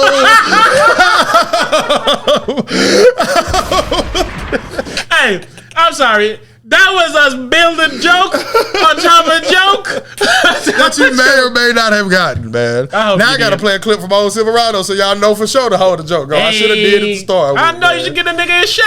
Yeah, man, let me give him some time. Come on, the Trap House Coda, man. I mentioned him on Twitter. I said, hey, man, I've been listening to old Silverado all day. I love it. He said, thank you, man. If you only know how true you were being. Right. That nigga watch every snap this nigga had. Oh, this nigga's not in the Silverado. Niggas in his house, in his car. Oh, Silverado. Like, listen to this, y'all. Y'all got a jail news. It's an old Silverado by my dog, Trap House Coda. And a flag on nigga. Yeah, man, don't flag. I like how that bitch come. Oh, I got to turn it all the way up, man. Hey. Motherfucking hall, brother. Nigga say, ye motherfucking hall, brother. Go ahead, In that old Silverado. Yeah. Made love in that old Silverado. Yes, I made you love did. 2 ways. On the back road, smoking on gelato. Bitches, blunts, beers. Yeah, that's the motto. Told me jam on the throttle. Hey, What you doing? made love in that old Silverado. Smoking on gelato. Bitches, plus beers. Yeah, that's the motto. Told her jam on the throttle. Hey, I made love in that old Silverado. I'ma tell you 3. Grew up single mother And I live by the sea. Man, my dog snapped on that one, man. But yes, bro, and it makes it say, like I say, like if I'm clearly like not for none of this, you know what I'm saying? But by the same token, I know that people don't have control over this kind of shit. That's really where I want to go. Like I tell you, I don't believe people born gay and shit like that. Like, and the reason, the easy example that I always give for this is that we don't choose things to like big titties. We don't choose to like a fat ass. We don't choose to like some thighs. We looked at them thighs and we said, God damn, I'm turned on. You feel what I'm saying? So if it's like that for a man, if it's like that for an automobile, if it's like that for a child, if it's like that for whatever the fuck you choose, I don't think it's natural, but I do understand in the society that we live in why some is acceptable and why some is not acceptable. The problem comes with... But I don't know what we should be doing about the ones that ain't acceptable. The problem comes with all of it is how you go about it. Like, For sure. what do you do? For sure, but it's like when you're talking about a sexual urge... I came How up much with this control solution. do you have over that motherfucker? You can control where you go. I told my lady, Oh, you have to I do said, that just being in a relationship. Like, you know what I'm but saying? I told my lady, I said, there should be a building made for people to go and get their kinks off. So you're making these robots and these robo bitches and all these replicas. Make them of these things. And she said, that's sick, right? And I said, how about this, right? I hate to agree with what you're saying come on. right now. I told her, I said, what if a pedophile can go in this place and then have a doll child or a robot child or something? She's like, that's fucking sick. I was like, it's less sick than them kidnapping somebody's kid and then having to kill the kid because of what he just did. If he goes in that room, it's they fucking nephew or some shit, and it's like, this is the only person that'll leave me alone with that kid. It got to be my nephew. It's like that's. And then you have, man, I don't even know the statistic, but I bet the statistic is over 20, 30 some % of people who were molested as a child by a family member. Oh, 100. I don't know the statistic, I'm but I'm 100% willing to sure bet it's over 30%. R.I.p fact. So I'm 100% sure. You mean to tell me having a kink facility to where a motherfucker can go in there and virtually fuck or like teddy bearly fuck? The fact that it's family members goes to show you already that the percentage of people who can't control themselves is too high for us to always act like it's an isolated incident. Because that's what we do when you find the person that did it, you put them in cuffs and you lock them in jail. That's treating it as an isolated incident. The real thing is like, hey, what we finna do about this for real? And the same thing, like I was just saying about men fucking, like I seen TikTok story, motherfucker meet up with a girl on Tinder, first date, she go back to the crib with her, and then they show him coming out the crib by himself, buying a suitcase and shit to clean up, and he didn't kill the young lady. And it's like, okay, guys, see what I'm saying? I'm sorry, whoever matched with you gonna kill, you have a real problem. You feel what I'm saying? And it's like, you're not alone. You're not alone. So it's like, what are we gonna do? Because catching you after the fact isn't solving the problem. Nope. Your damage is done. Exactly. And you also expose what you did wrong for the other motherfucker, so he don't do the same thing you did wrong. He could be even more secretive. And you should be, exactly, you should have to be secretive because you should be looked at exactly how you're looked at in our society, but it's up to our society to figure out what exactly are we going to do, though. The sick part of our society is that same killer pedophile person is the regional manager of fucking somebody's major corporation. So it's like, I need a place where y'all can come and be honest. The building, no kink shame. Call the building no kink shame. You go in there, if you want to sniff meth and fuck Mega Man, like we can make that happen. Like, we need to pick a state, like a state that don't nobody exist in, like Montana. Like, I don't know much about Montana, but I'm thinking we should pick Montana and say, hey, everybody in Montana, you get the fuck out of here. You wasn't doing anything anyway. Unless. And all you freakazoids come to Montana and do some crazy shit.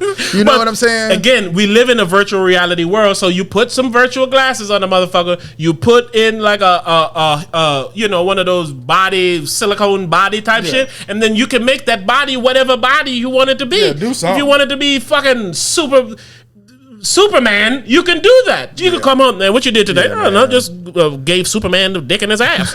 Well, excuse me, this place in Montana allows you to do some crazy things. Hell to the yeah, but sorry, I'm speaking from the point of a nigga who wants solutions. I don't want to see people kidnapped. The solution isn't to catch people after the fact. Think about how we grow up. We was outside. Yeah. You imagine I don't let my fucking... I give the example that I gave to you all the time when I talk about how fucked up the world is. I said, I tell Rebel all the time, if a motherfucker go outside, they let their kid play outside by themselves, and then they go outside and their kid wrong, us as a society gonna look at the parent and be like, damn, you stupid as fuck. And it's like, I'm stupid as fuck for letting my kid go outside because a grown person will do something to him. Take them. Why? It's sad that I'm stupid as fuck. It's like the other shit I was saying that you didn't want to agree with when I said that earlier shit. It's like that. I don't want to agree that you're stupid as fuck for letting your kid play outside by herself, but I have to because I see the world that we in. The world that we in is motherfuckers gonna keep doing ridiculous shit if we take the same thing. Jail's not scaring people enough. Nope. It's just clearly not. Shit, some people go... This one dude robbed a bank for $1, and when they asked why he did it, he's like, I just wanted to go to jail. You see what I'm trying to tell you? This nigga wanted to go to jail, so he went and robbed the bank for $1. So it's like, because we don't want to, and it's hard to fix the problem, we ignore the problem, and then we put the problem on the victims. Yes, even in his case. You got your kid stolen from your front yard? The fuck were you at? What were you doing? No doubt. We should look at you for parent negligence for leaving your kid unsupervised. You get your other kids taken, you do some shit like that. See what I'm saying? And we as a society will be like, good for those babies. Even me and you. You feel what I'm saying? Even me and you. And it's because we see what the world is, and the shit is crazy. This shit is crazy, man. So, and because there's places I think in Europe and shit that allows you to do drugs there. Like they have places set up for you to come and get your heroin tested and do your heroin. Yeah, because it's like fentanyl killing people and shit. Exactly. It's like, man, I don't trust motherfucking Johnson & Johnson for their one-shot dose vaccine, but if they made some cocaine, I trust it more than what I got in the streets.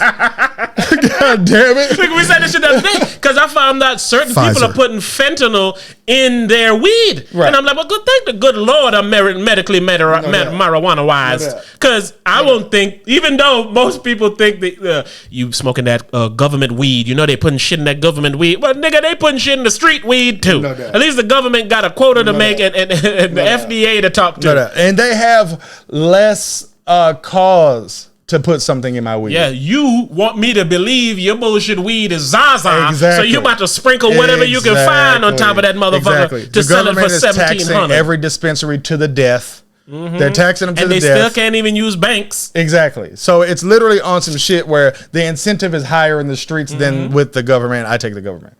Yeah. It was the first time a nigga ever said that. Yeah. But yeah, it's like the world crazy, man. And we, again, back to Kyrie and stuff of that nature. That's why we're not clippable. Going against people who go against the fucking construct can't always be the way to handle it. Hey, man, shut up and do what these fucking white people say to do, man. You're making all that money. Stop thinking about yourself and what you believe. Who cares what you believe, Kyrie? This is how it is. Let me interject, though. This is why we are clippable, right? You go Kyrie part at the beginning. You chop out the last 30 minutes of what we've been talking about. Next Kyrie point. Kyrie, done. That's how you have to give it to people. And it's, again, I get it's a shame. Yes, and that's my point. So what you're what you're telling me is going against what I believe. Yeah, but what we shouldn't have to dress up. It's like saying, well, you dress like a whore, that's why I fucked you. How about you fuck me just because? But it's like this, all right? I just shame that joke. If dress like a whore gets you the things that you want and people think that you're a whore, it's irrelevant. So if people think we're whatever you don't want them to think we are, but it gets us what all of this hard work is supposed to get us, what they think is irrelevant. To a certain extent, because 100%. No, man, because the end game is all that matters. No, not depends on how you get there. If a motherfucker think we some stupid shiesty motherfuckers when we're not present, certain things that could be presented to us won't be because this is what motherfuckers think. All right, let me ask you a question. Go ahead. You can win $1 million from the lottery, or you can win $1 million from doing the TheRawHype. But you can never do another episode of TheRawHype after I give you $1 million, and you can never, like, TheRawHype don't exist no more. All right, but you're gonna get it for doing TheRawHype. So it's like we're gonna give you the bread, we're gonna let you get your whatever, but it's illegal for you to ever make another dollar from TheRawHype. Right? What am I gonna do? It doesn't matter. What do you mean? That's my point. If you're going to take away what I did on this side, so it's like I could stand here and I could know that the TheRawHype is why I got my $1 million, even though I can't never touch it again. Or I'm going to win it from the lottery. It gets me to the same place. No, it don't. Because the $1 million is the same place. No, because the TheRawHype provides something that the $1 million can't provide. But they're taking it away is what I'm telling you. Yeah, this is my point. My point would be how I will handle the situation is I will come on here and I say, hey, TheRawHypers, I got something serious we need to talk about. Put all these jokes back for another week of that. If you want another week of that thing, I need you to click this Cash App right here and send me all the money you can, because I'm trying to get $1 million. Because if I don't get $1 million, they finna take this away and give me $1 million. Now, I can't just say no to the $1 million, but I need to for you. So show me that you care about yourself. All right. And when that doesn't happen, what do? Cash me out, baby. Cash me out, baby. Nah, man. Again, no. Money is not going to take my soul. I join you weekly to do this TheRawHype, to have fun with my dog, to talk shit, to show people we're kind of funny, to have some fun. But ultimately, in all around that bubble, is to try to help anybody we can by the experiences that I've had. I've lived a very experienced life. And if I didn't, I've been around, or I've been in positions and places. I've been with kingpins and I've been with lawmakers. I've been with whores and I've made women whore. So I've had a very experienced life. So it's like, I feel like the information that I've had, and I've seen it work throughout my life. But this is my whole point, though. That's more beneficial than $1 million. Okay, and if it's more beneficial than $1 million, taxing it out. That's 500, nigga. Should be taking a proven route to get it heard. Yeah, I don't like this nigga. This nigga be making points. It's just good points. You feel me? I'm saying it over and over. What you're saying is correct. But when you're trying to have somebody do something, is insane to me. I believe in it. I just don't believe in it for me. Then you don't believe in it. I do. I say this to people all the time because I'll tell somebody how to. They'll be in a field, right? My cousin, he's a cook, right? And he wants to do his own restaurant. I said, my nigga, restaurant is antiquated. You need to get you a van. You need to get you a food truck. You need to specialize one of the things you really want to do, and you sell the food truck at that. And from then, you can have your catering business, and then you can then do anything else that you want to do, but it came off the back of that one specialty you get. And he's like, well, man, why you don't get a food truck? I said, because, nigga, I don't want to cook. Cooking is not my passion. So I can help you get your dream. You know, normally when they say people who can't do teach, I don't really like that, because what if I know something about something that I don't care about that you may care about? I can teach you to be better at what you care about, but I'm not going to do it because I don't care about it. I get that. But in your situation, you're talking about something you do care about. Yes. So to say I don't believe in it when I do care about it means I don't believe in it. But doing it the way they want me to do it will make me not care about it. Because how we got to that Kyrie line, to me, is more important than you just hearing the Kyrie line. But it's irrelevant. Not in to me. that platform. Exactly. So that's my point. If we succeed on that platform, then that's our motto. That's what we looked at. If anybody want to invest in us, they're not going to want to invest in our long-formed asses. They're going to want, no, give us that shit you do there. Well, that's not how we talk. We talk like this, and it gets there. And then we edit it. Well, you need to figure out how you can be that. It's like, well, that's not us. But that's what we bought. But you don't have to be sold. That's just that's part of the transitioning from owning yourself. You know what I'm saying? Part of the transition for owning yourself is diversifying your portfolio. But sadly, in this world we live in right now, you get big enough, somebody coming to buy it. You don't have to sell shit. Yeah, but then, excuse me, they then fuck up the market. I was in bail, right? Mm-hmm. And this one dude came in, and he had the patent to, not the dude with the trash can. He had, what the fuck was it called, man? Or his grandfather. Somebody in his lineage had the patent to this Raid that kills bugs naturally without the pesticide and shit. Raid bought it. Yeah, I knew about this when I was a kid, actually. Well, I knew the nigga who did the shit. Well, not who did it, but his family line, because he had the patent. He was trying to use it for collateral to get somebody out of jail for a crime. But go on. But it's the same. If you create something that they see beneficial that they ain't getting no parts on, they gonna make you an offer you can't turn down and then shelf your shit. That's how the game is played. You can nod and shake and twist and turn, my nigga. The game I know is played that I'm like right, that. though. And it's because it doesn't work that way. Like, we're not doing anything that everybody else doesn't do. Look at Snapchat in them, right? You remember when Snapchat was Facebook or somebody was trying to buy Snapchat? They said, no, we ain't going to sell. And what they do, take their whole shit and now nobody don't even go on Snapchat. That's an invention. We didn't invent what we're doing. But it's the same premise. It's not even close. We're literally doing. It's not an It would be like if you made it in the stock market. But it's not an invention because clearly everything was already there for them to take the model on. It was just a model. They made their own model and then they tried to sell. They wanted to buy the model. Yeah, but it's like saying you invent water because you put it in a carton. No, you didn't. They invented the entire model. Snapchat invented the model. Of what? Posting small clips of video. Exactly. The camera did that 24 before. hours. That's a model. Yes, and they invented the model is what I'm telling you. You call it an invention, though. Yeah. It's not. You can't invent a model. You could create a model. That's not an invention. Is that the same term? Yes. No, it's not, nigga. Is invention the same as creation? How is it not? Did I say that right? How is it not? Did I say that right? Google got an answer for it. Creation is an artifact that has been brought into existence by someone. An invention is the creation of something in the mind. Fuck you, nigga. Don't tell me what I'm saying when I'm not saying what I'm saying. An invention is a creation. No, nigga. Literally word for word. Of something in the mind. They invented that. No one did that before them. Which is a thought. That's exactly what you just said it was. No. Creation is something being brought into existence by someone. Okay. I created a child. I didn't invent kids. In technology terms, that's not an invention.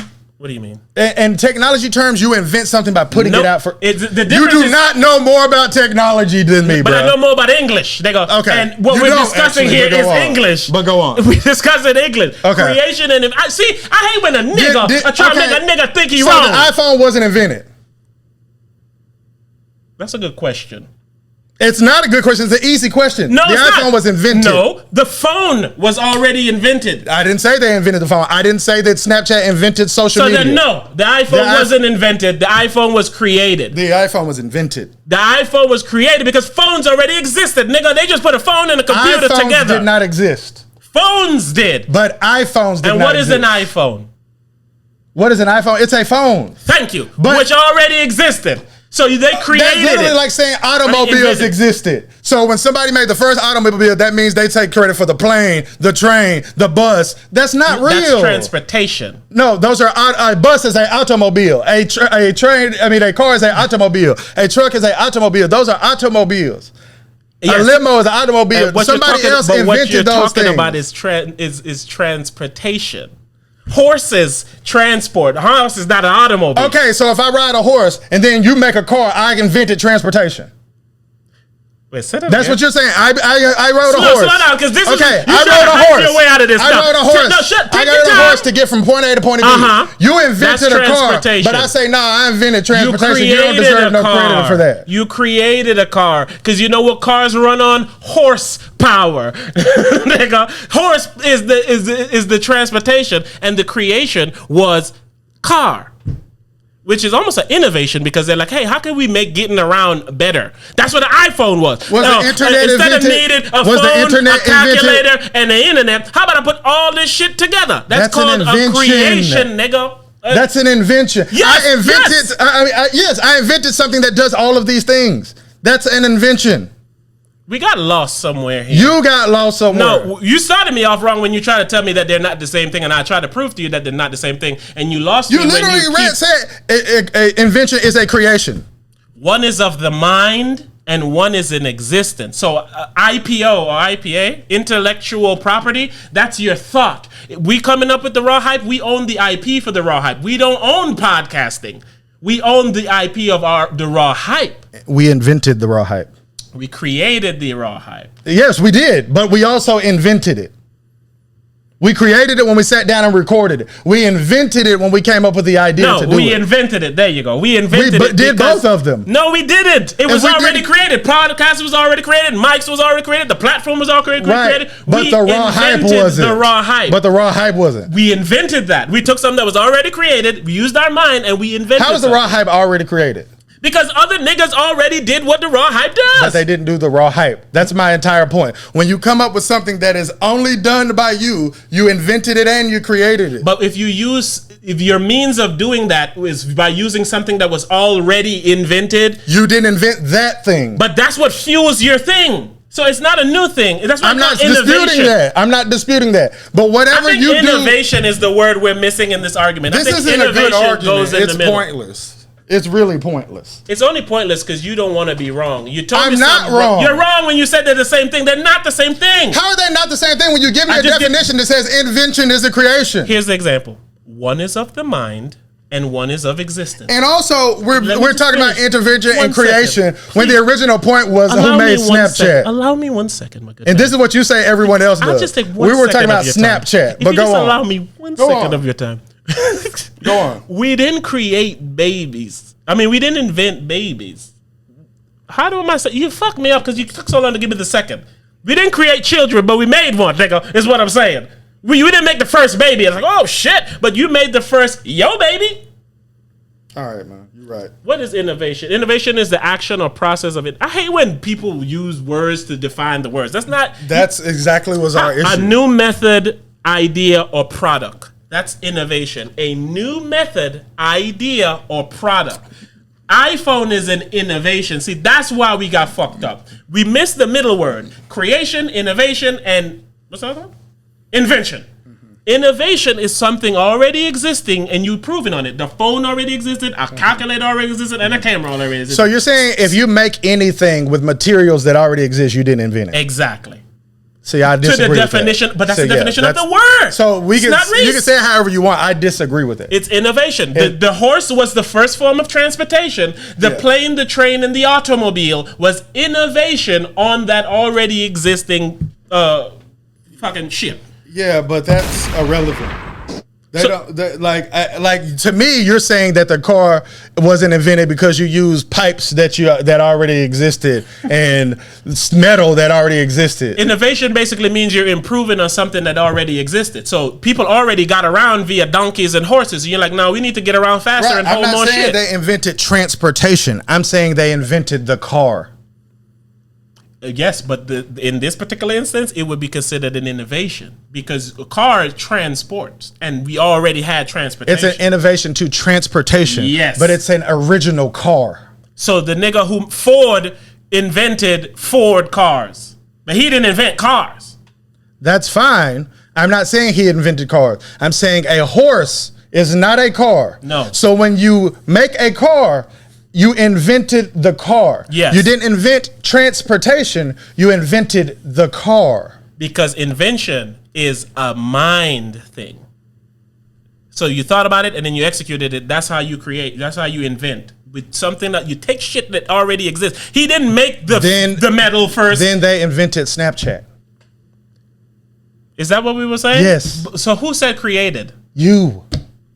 I don't remember who said what. So I'm gonna stop this here. I don't want to be wrong, and he don't even remember what he said. Because you did what you did, and you tried to. All right, nigga, how about it? And you confused and jumbled up what we were saying. Shout out my nigga, man. I miss my nigga, man. Dog, give me a real one, man. Shout out to the Raw Hype, ladies and gentlemen. All right, let's say something that we can both get behind since we just rattled off of that. Robert Kelly. Oh, shit. Robert Kelly. Here's what I was telling my lady the other day. You know, look, this is the song I'm gonna make. I wanna get high. Get high every single day. You can't use none of the same words. You can't say like every single day. We're off of that. We're off of that. My point is, we're off I'm not even talking about that. I'm talking about making a hit song using the same melody. You can't use none of the same words is what I'm talking about, because then people will catch on that you use the same melody. I believe I can get high. You can't use believe, bruh. I think I can get high. There you go.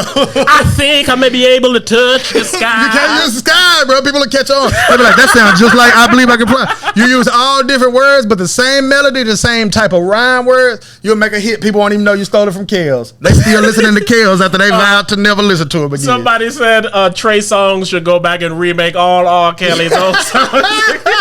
That's hilarious. That's a funny thing to say right there. But no, I was telling my lady this the other day. What I don't like about, hey, let me stop that right there. Fuck R. Kelly and what he's done to people. Mm-hmm. Separate thought here. Mm-hmm. I don't like that people pile on to somebody when everybody hates them. Because I told my lady, we knew when Age Ain't Nothing But a Number and shit came out that R. Kelly was doing wrong things with Aaliyah, who was an underage young lady. Yeah, we did. We knew when R. People Kelly... our age have no excuse. When R. Kelly knew... When he had a sex tape out and we knew and heard that the girl in that sex tape was underage, which was weird, because if you think about it, all the people who saw that video, they were participating in child pornography. Oh, yeah. This day and age... But it proves your point of how long ago this was, where you can go on the little websites, LimeWire and shit, Napster and shit. That, yeah. And so... We should have known then, and we should have stopped fucking with R. Kelly then. I know somebody in real life that was hanging out with R. Kelly when they was 18 and knew that R. Kelly talked to shorty that was younger than 18. See what I'm saying? So why is it okay now to jump on R. Kelly and say, fuck him, fuck all that shit, when you should have been done that? So the people who are saying that now, I guess there's no argument here, and I'm, because there's no right or wrong. He's a motherfucker who did motherfucking things. Mm-hmm. But I just don't like how people handle things. It's okay to shit on him now, but you were fine listening to Step in the Name of Love, which came decades after he was already fiddling with somebody's fiddle. I don't say fuck R. Kelly.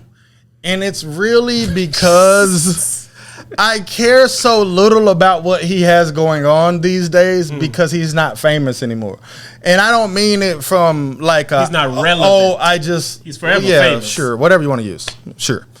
Is that it's like I'm not saying like I love celebrities or anything, but it's like I almost don't like you when you put R. Kelly's name into the topics thing, I didn't know he was found guilty. You know what I'm saying? It's like I don't care that much. And it's because it's almost like you said, what you're talking about, I've known for so long. Mm-hmm. And then when he really got arrested, I was like, oh, okay, well, he's going to go to jail. There's not really no news. And then I feel like I hardly ever listen to R. Kelly's music, but if I wanted to, I would. And it's but that's my problem. If you listen to R. Kelly now, you're part of the problem, and you're this evil. But the only reason I don't like it is because they're only saying that now to kind of double down on what they should have already did. Yeah. If we had stopped him, he wouldn't have had time to make Step in the Name of Love. But we ain't gonna never ever go into the root of the problem, and then when we don't solve the real problem, we're gonna say, God damn it. I hate that I'm stepping in the name of love, but I don't feel no kind of way about R. Kelly, and it's because R. Kelly falls in that same category of the people we were just talking about earlier, and it's like I think something is up with you that we're not addressing, and I get the punishment and I agree with the punishment. The punishment is what it is, but it's like in his case, right? he can't help who he's attracted to. And then we all say, well, he can help what he does, right? And then people give people too much credit. Yep. And it's because it makes me say, he can't help what he does. And the reason that he can't help what he does is because if you're a famous person with hundreds of millions of dollars and you can avoid this, why wouldn't you? Shit, he tried. Remember, he used to have like his brother and his managers and shit. They all used to send the bitches to him and all the people to him and shit. He tried to get away with it. He didn't try to not do it. You feel what I'm saying? So it's like on that, when the person has that much to lose and they know how it's viewed, it makes me say this isn't a conscious decision that he's making on this is an irrational, horny decision, and it's an irrational decision based on sexual urges. And sexual urges are like worse than drugs. I think so. It goes back to what we were saying earlier. Sexual urges will make you, rape somebody and then kill them and then kill yourself. No doubt. That's not a sane act in any way, shape, or form of an act. But what we do is that instead of like labeling it what it is, we say, oh, they crazy. And I'm not saying that they're not crazy, but if your sexual urges are that strong and that's what makes you crazy, we need to still view it from a different standpoint. Yep. It's different levels of crazy. You know what I'm saying? And we need to apply the right crazy to the right problem. But we don't know what kind of crazy this is because we don't want to talk about it. Oof. Yep. Yeah, because even the uncle who molest the child, the mother or the father, well, not usually not the father, but usually it's the mother. I don't understand why. Don't want to talk about it. Exactly, and they almost shame the kid. Like, no, that didn't happen. Shut the fuck up, you lying bitch.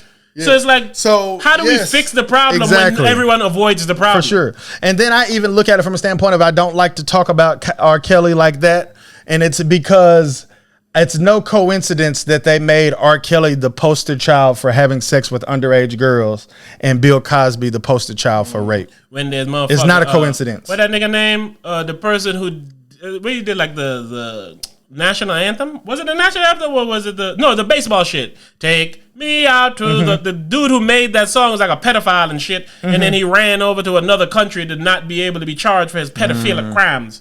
Same with this dude who made one of those movies. Those horror movies.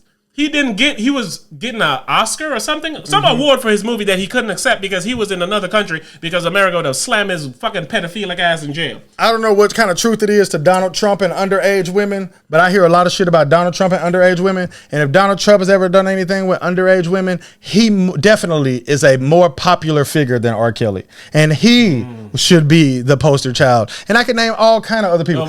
Michael Jackson also. It's Michael Jackson, R. Kelly, and Bill Cosby, the nastiest niggas ever, according to the media. So it's like why I don't even like to talk about it like that. And it's because I get it. And I'm not saying they right in any way, but I am saying I notice that it's just us that you want to talk about 24/7 and shit like that. That's another example of authenticity not being possible. Because like you just said, we know that this man is a nasty man. No doubt. But condemning him loudly only looks like you're just condemning another black man. No doubt.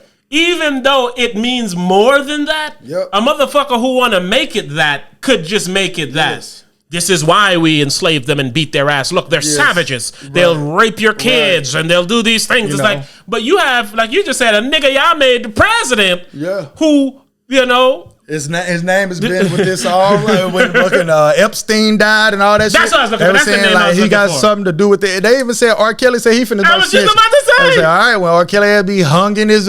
R. Kelly hung himself today. Like, no, he didn't.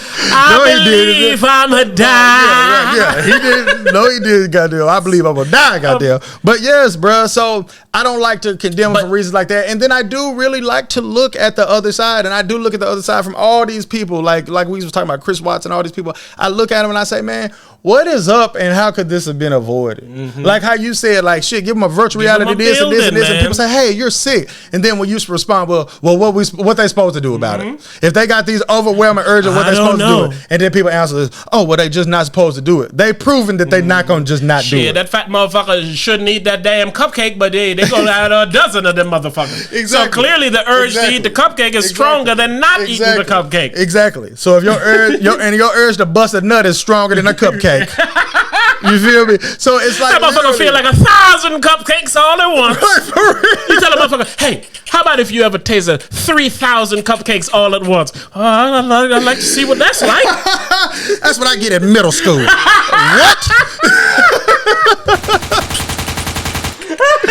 I look at all those little cupcakes walking around, and I just like, I want to put my head in ice. And sir, can you leave? You don't even have a kid that goes to this school, you goddamn. But it's like. Hey, this is why we get shadow banned and shit, nigga. We can't make these kinds. But it's literally the truth, man. It's like we've trusted y'all long enough to cut it out, and that's how I feel. Like that's what we do with racism. That's what we do with pedophilia. That's what we do with rape. That's what we do with men killing women. That's what we do with motherfuckers tricking players into getting them pregnant so they can take them to child support. We all act like it's just, hey, cut it out. Give him his money back. Put that semen back in that wrapped up condom, you woman. Hey, you, put that tape back on the thing. Don't go wrap nobody up in tape. We get the police chief to walk in and this is a sick son of a bitch and we're going to catch him. We're like, yeah, catch that sick son of a bitch. Police chief just found in a hotel room with 2 homosexuals and crack spilling out of his anus. Hey, stop hiring people that's going to do that. Well, all the cases that he's used over the last 20 years are going to be now back into. Right. We have proof that they're not going to stop hiring police officers to do that. We have proof that we're not going to have pop stars that don't do this. All the greatest pop stars, like R. Kelly, these niggas are arguably seriously are like the greatest. Like seriously. So it's like we have enough evidence to know that this is going to happen again with another pop star even. We have the evidence. So it's like, okay, guys, let's stop saying, hey, fuck R. Kelly. And all you people out there, see how much we hate R. Kelly? That'll teach you not to do it. We have proven that don't work. Yeah, it's the same thing that we be saying about traditional monogamous relationships. We have all the evidence in the world that they don't work, and we still say, "Hey guys, keep it in your pants." It's like, how are these the solutions? Well, if he didn't want to be divorced without half his shit, he shouldn't have cheated. Yes, the solution is, hey, stop. It is like, that's not enough, guys. And we're not going to actually ever think of no real solutions until we really say, okay, guys, these are real problems that we need to look at differently. Because when you start to talk about wanting a solution, you have to have conversations that don't sound good. Like I just said, how about we build a building for them to go in there? Well, how about if you build a building, get all these memberships, and through the memberships, you see all the pedophiles and shit. And while they're in there, you give them a little drink, and which then makes their dick not work. And anytime they see a kid, they just fall. What do you think sex trafficking is? Sex trafficking is when they steal kids, because you can't leave your kids outside by themselves, and they go around to these rich people or this person, and they sell you a kid to be whatever, to do whatever the fuck you want with the kid. And our point again is this ain't gonna stop. So let's stop pretending like, well, we're getting better each day as a human race, as a country, as a this, as a that. And one day we're gonna MLK it to death. We have a dream that one day people are gonna stop being assholes. People are gonna stop fucking people against their will. I have a dream. Like, no, bruh. One day you niggas gonna stop raping. One day you crackers gonna stop stealing. It's how people can say Martin Luther King was preaching about shit that we still see today. Tupac was still preaching about shit that we still see today. And it's because shit ain't never gonna change, and it's because of how we view the problem. Yeah, look how they view it. They don't care about the solution, because the second you start talking about Martin Luther King, you're gonna find somebody say, well, you know he had hoes, right? Exactly. You know he was cheating on his wife, right? How good of a man could he possibly be? Exactly. This is what people do, man. It's like when we was talking about Kirk Franklin. I was like, I literally view Kirk Franklin no differently than I viewed him before he cussed his son out. If I thought Kirk Franklin was a 7 out of 10 Christian beforehand, I thought he was a 7 out of 10. Shit, 8. I give him a raise. I give him a godly raise. Christian after hell. You know what I'm saying? But it's like, we don't address the problems, and we act like everything's an isolated incident. It's the same thing we say about like a bitch that feel like she got to be in a relationship. My man treated me like shit. Boom, got a new dude. Damn, he treated me like shit. Boom, got a new dude. And it's like, you're doing this is because you thought the old dude was a problem. But like, it's only 2 variables. Say to yourself, what am I doing wrong? I was talking to this dude, right? And he was saying, this is the 3rd bitch that done did this exact same thing to me. And I said, you know what your problem is? You allowed allow them to do it, and you do because he said, yeah, man, I did everything this bitch wanted all the time. I said, and that's your problem. Yep. Once you keep doing that, they're never gonna say, man, thank you for doing what I want. You don't need to do anything. Nope. It's okay, I'm gonna try to without get this hearing now. any details after you said this happened 3 times in a row. I know, and you know, it happened because you asked for it to happen 3 times in a row. Which goes back to what you were saying earlier. It's hard for me to believe you don't want something when everything you're doing shows that this is what you want. Agreed. You can't do things to say this is what you want, but then want it not to happen. And like I always say, I'll give them what they want, so hopefully they don't ask me for it again. Yeah. What? Yes. It makes no sense. It's I used to always say this all the time, and I say like your actions show what you really want, right? And what people need to do is realize that their actions show you what you really want. Like I told you the one story about the one girl I was talking to, and she was like, this girl asked me to live with me, and I don't want her to live with me. And then you let her live with you, and then you text me complaining about her living with you for a month, and I say, hey, stop fucking texting me. And it's because you do want her to live with you, and it's because you went out of your way to let her live with you. It's like, all right, I got 2 choices. Do I want her to think I'm an asshole? No. Do I want her to live with me? No. I don't want her to live with me, and I don't want her to think I'm an asshole, right? But what you did is you want her to live with you less than you don't want her to think that you're an asshole because you let her live with you. So here go the keys. That's how you do it. You got to compare them. Compare the 2. Which one of these do I care about the most? Like, if I don't let her live with me, she's going to think I'm an asshole. All right, scale from 1 to 10, how much do I care if she think I'm an asshole? I really care, a 7, all right?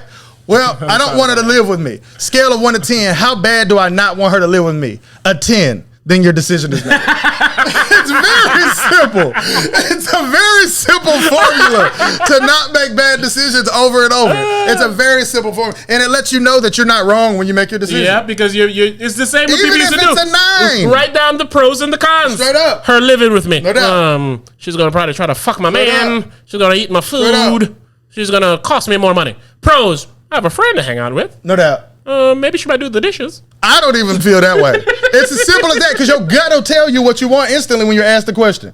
How bad do I want? Because you have to realize the reason for why you're going to let her live with you. And that's what people don't do. Please remember that. I just want to interrupt real quick. Adri had 4 different coloring books. She's like, can you pick one for me? I was like, which one you want? She's like, I don't know. I was like, all right, here, this one. She's like, no, I don't want that one. I was like, which one you want? She's like, this. I was like, exactly. Why are we doing this? You that's knew a game what I you don't wanted. like to play with anybody. But my point is, what people don't do is they don't realize why they said yes. They never take the time. It's just because I feel so uncomfortable, and I feel super uncomfortable if I don't give them what they want. So what you have to do is you have to say, okay. They know why. They just don't like how it feels. Exactly. But it's like I'm a pussy, pretty much is what it is. So it's like I don't want to feel uncomfortable. Well, how much on a scale from 1 to 10 do you not want to feel uncomfortable? A 9. How much do you not want to let her live with you? It's a 10. And the reason that you know it's a 10 is because you hated the whole time she lived with you, and it was exactly what you thought it was going to be. Most of the time, it's exactly what you thought it was going to be. Exactly. But you didn't take the time to ask yourself, why would I say yes? And that's the kind of thing that I have taught myself to do. And it's like, it causes uncomfortable situations sometimes. But an uncomfortable situation as a 9 is worse than a bad situation that's a 10 every time. Every time. That boy is preaching. Straight up. Woo. Every time. All right, man. What else you got, man? Because that seemed like... Man. I know I got a bust of piss. Oh, you want to talk about online blackjack? Can you talk about that while I bust a piss and then I come back and join you? Yeah. Then we can wrap this thing up. Online blackjack is pretty cool. The reason that a nigga from Office Space. The reason I fuck with it, man, is because I fuck with the casino. It used to be a long ass drive to get to the casino, but now I'm closer to the casino, but it's still a little minute. I don't be feeling like going and shit. But I was getting ready to bet on the games before I went to the Jags game recently, and the site that I usually use, it wouldn't let me log into the site. So I say, fuck it, I'm addicted to gambling. So I went to a different site, and it let me in. And then when I went to this site, I put in $500, all right? And then I bet $400 that the Chiefs were going to win. Shout out to Patrick Mahomes. And, of course, they lost. And then I bet $50 on something else, and they lost. And then I was going to the Jags game, and I was like, I'm not going to be able to bet. So I'm going to make a bet on the Jags game. even though I thought they would lose. I bet $50. I had 500. I've lost 450 not at this point, but before the day is over, I lose 450 because the games were going on at the same time. So I didn't lose. I lost the money later. But anywho, I was like, so I got $50 left. I'm going to bet that the Jags are winning at the end of the first quarter. All right. Now that was the bet I had the least faith in, but I was going to the game and I wanted to see some live action. And when I say action, I mean betting action. So I lost all my other bets. The Jaguars were winning at the end of the first quarter. They go on to lose the game and piss me off. But nonetheless, I won. I bet at $25. I'm sorry, 25. So nonetheless, I had $50 in my account then. So I was like, I had 500. I now have 50. I said, I'm doing well in other areas of my life. So I'm not going to fuck up my life by putting more money into here and losing it all. So I said, 50, I got to make something shake. So with the $50, I started making bets on what I consider, this is something I do, all right? I look at the whole NFL schedule and I say, what game on here is a guaranteed win? Okay? And I look for one guaranteed win and I bet it with no point spread. If you don't bet a lot, you're not going to win a lot. But I said, fuck it, I only got $50. So I bet a guaranteed game, won. Bet another $50 guaranteed game, won. Bet $100, seen another guaranteed game, won. I'm only up probably to about 100 after 2 games, actually. 2 games, all right? I don't got much bread. So then I see that they got an online casino. I said, let me go in here and try my luck. I go into the online casino. I play a little bit. I come up like $50, right? Then I hit them hard that next Sunday. I make some good money gambling on football. I get up to about $350, $400. I'm almost back to where I started. It's been about a week and a half because, you got Thursday night football, Monday night football, boom. And then I went in that casino and I said, God damn it, it's time to play. So I went into that bitch, and then I just started hitting them, man. I'm starting to hit them hard. Now, my old site, they had a live dealer, because I'm playing with a live dealer, but they like overseas or something. I don't know. So I'm playing with a live dealer, but on the old site, I didn't like it. I just felt like it was rigged. But in the new site, like my nickname on there is Hype. Right? So I sat down. I usually play on my phone, but one day when I was really serious business, I sat on the computer, turned the volume up and shit. I had the headphones and shit. I'm sitting there, the dealer, I can hear the people in the back talking. I said, the dealer said, you got 20, Hype. I said, he knows my name. I said, he knows my name. I said, this is the real deal. I said, this is like being in the real casino. I said, so let me get aggressive. So from there, I was like, well, shit, I'm finna bet $100 a hand. Come on now. So I said, I'm gonna play $100 a hand until I get to like a certain place or whatever. So I'm winning some, I'm losing some. And I'm like, man, this strategy sucks. I don't play like this. I said, this is how I play when I go to the casino. I go to the casino, let's say I go to the casino with $500. My first hand, I'm playing 100. You know what I'm saying? If I lose my second hand, I'm playing maybe 25 to 50, but I'm getting back to 100 quick. You feel what I'm saying? So what I want to do is I want to get that, like that beginner's luck when you first get there, right? So let's say I take 500 and I'm playing $100 a hand. Foot, do your job, right? Let's say I'm playing $100 a hand and I win 3 times in a row. I got $800 now, right? So then I'm trying to find my way. So then when I'm feeling good, I'm like, well, shit, I got 800. I started with 500. So in this next hand, I'm gonna bet 400. If I lose, I'm only down 100 to what I came up.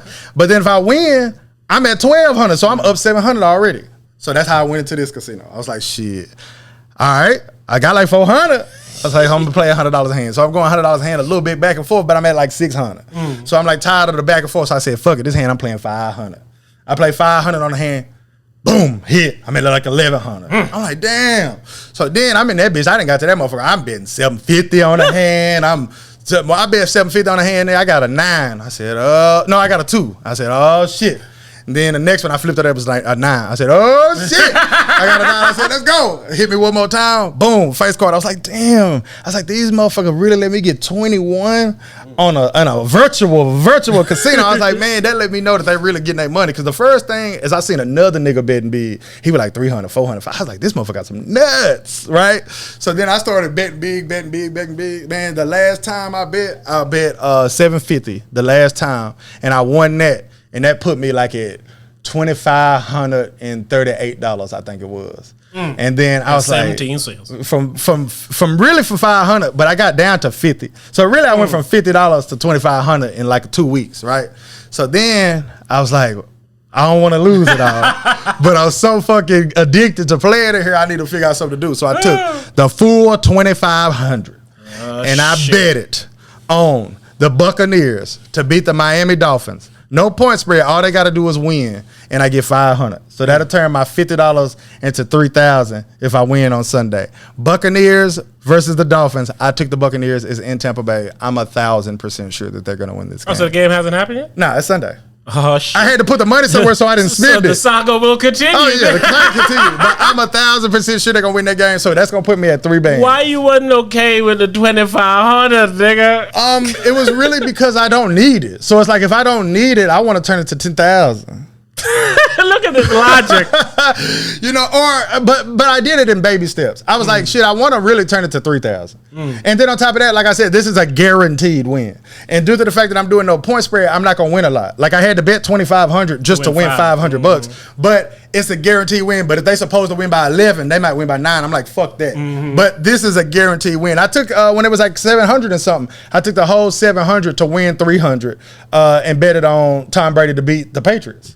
Nigga, the Patriots missed the last second field goal. Yeah. But goddamn it, it's a guarantee. But yeah, I was like, man, this is a guarantee. Like, so yeah, it's a guarantee. Book it. I'm gonna have $3,000 when the Buccaneers beat the Dolphins. Book it. We'll be back here, yeah, guys. The online casino lit, man. They call you by your name up in that motherfucker. You need to go in there and we need to go to the same table one day. I told you the other day, you might gotta send me the link, man. I got about $20, $25 I could throw. Shit. My strategy was different from yours. If I come in with 500, when I get up to 300, I now put the 500 in my left pocket. And that's not crazy. And 300 in my right, and now wherever the 300 takes me is where I'm gonna go. But see, for me, I do it different because I bring 500 because I know I'm gonna play aggressively. You feel what I'm saying? So then if I'm up 3, I can't put away 5 because I can't play aggressive with 3. You feel what I'm saying? Sometimes I've done that and I put, like, I'll be up 3 and I put away the 5, but since I put away the 5, I'm betting the whole 3. You feel what I'm saying? Like, I'm finna bet 300 on one hand, and then if I turn that to 600, I can get to work. You know what I'm saying? But I hit you up last time I went to the casino. I made, what was it, $1,600 in 29 minutes. And it's because I play aggressive. You know, you win big, you lose big. Winner, boy. You know, that's just how I go, man. But that's life, man. Hell, the stock market is no different. If you put in $100 and the stock shoot up, you might make $200. But if you put in $30,000 and it double up, you'll make $60,000. And that's the thing, man. You know what I'm saying? That's the thing, because, like, you know, when all this, you know, all our stock money was going up, we're always happy. Your ass was a little bit more happy. Exactly. And I'm like, man, we all should be sharing the same. So it's almost with, I remember this one dude in the casino. I was betting $25 a hand, and he was betting $300 or $400 a hand. So when we both win, I get 50, he getting 800. And I was like, man, what? Whoa. Exactly. And it be one with a deal or bust where everybody wins. You like, shit, this motherfucker over here with 13 winning. And I'm over here with 21, got 25, and this motherfucker give me back 35. It's like I'm over here wasting my blackjacks like dead ass. And that's how it makes you feel. My blackjack, yes. No, I did 500 and got blackjack on this virtual casino. Like, no, and that bitch give you back $750. Yes, bro. I was getting lucky in that bitch. Like, the first time that I bet $750, I had got it up to like $1,400. The first time I bet $750, if I would have lost, I would have only had $36 left.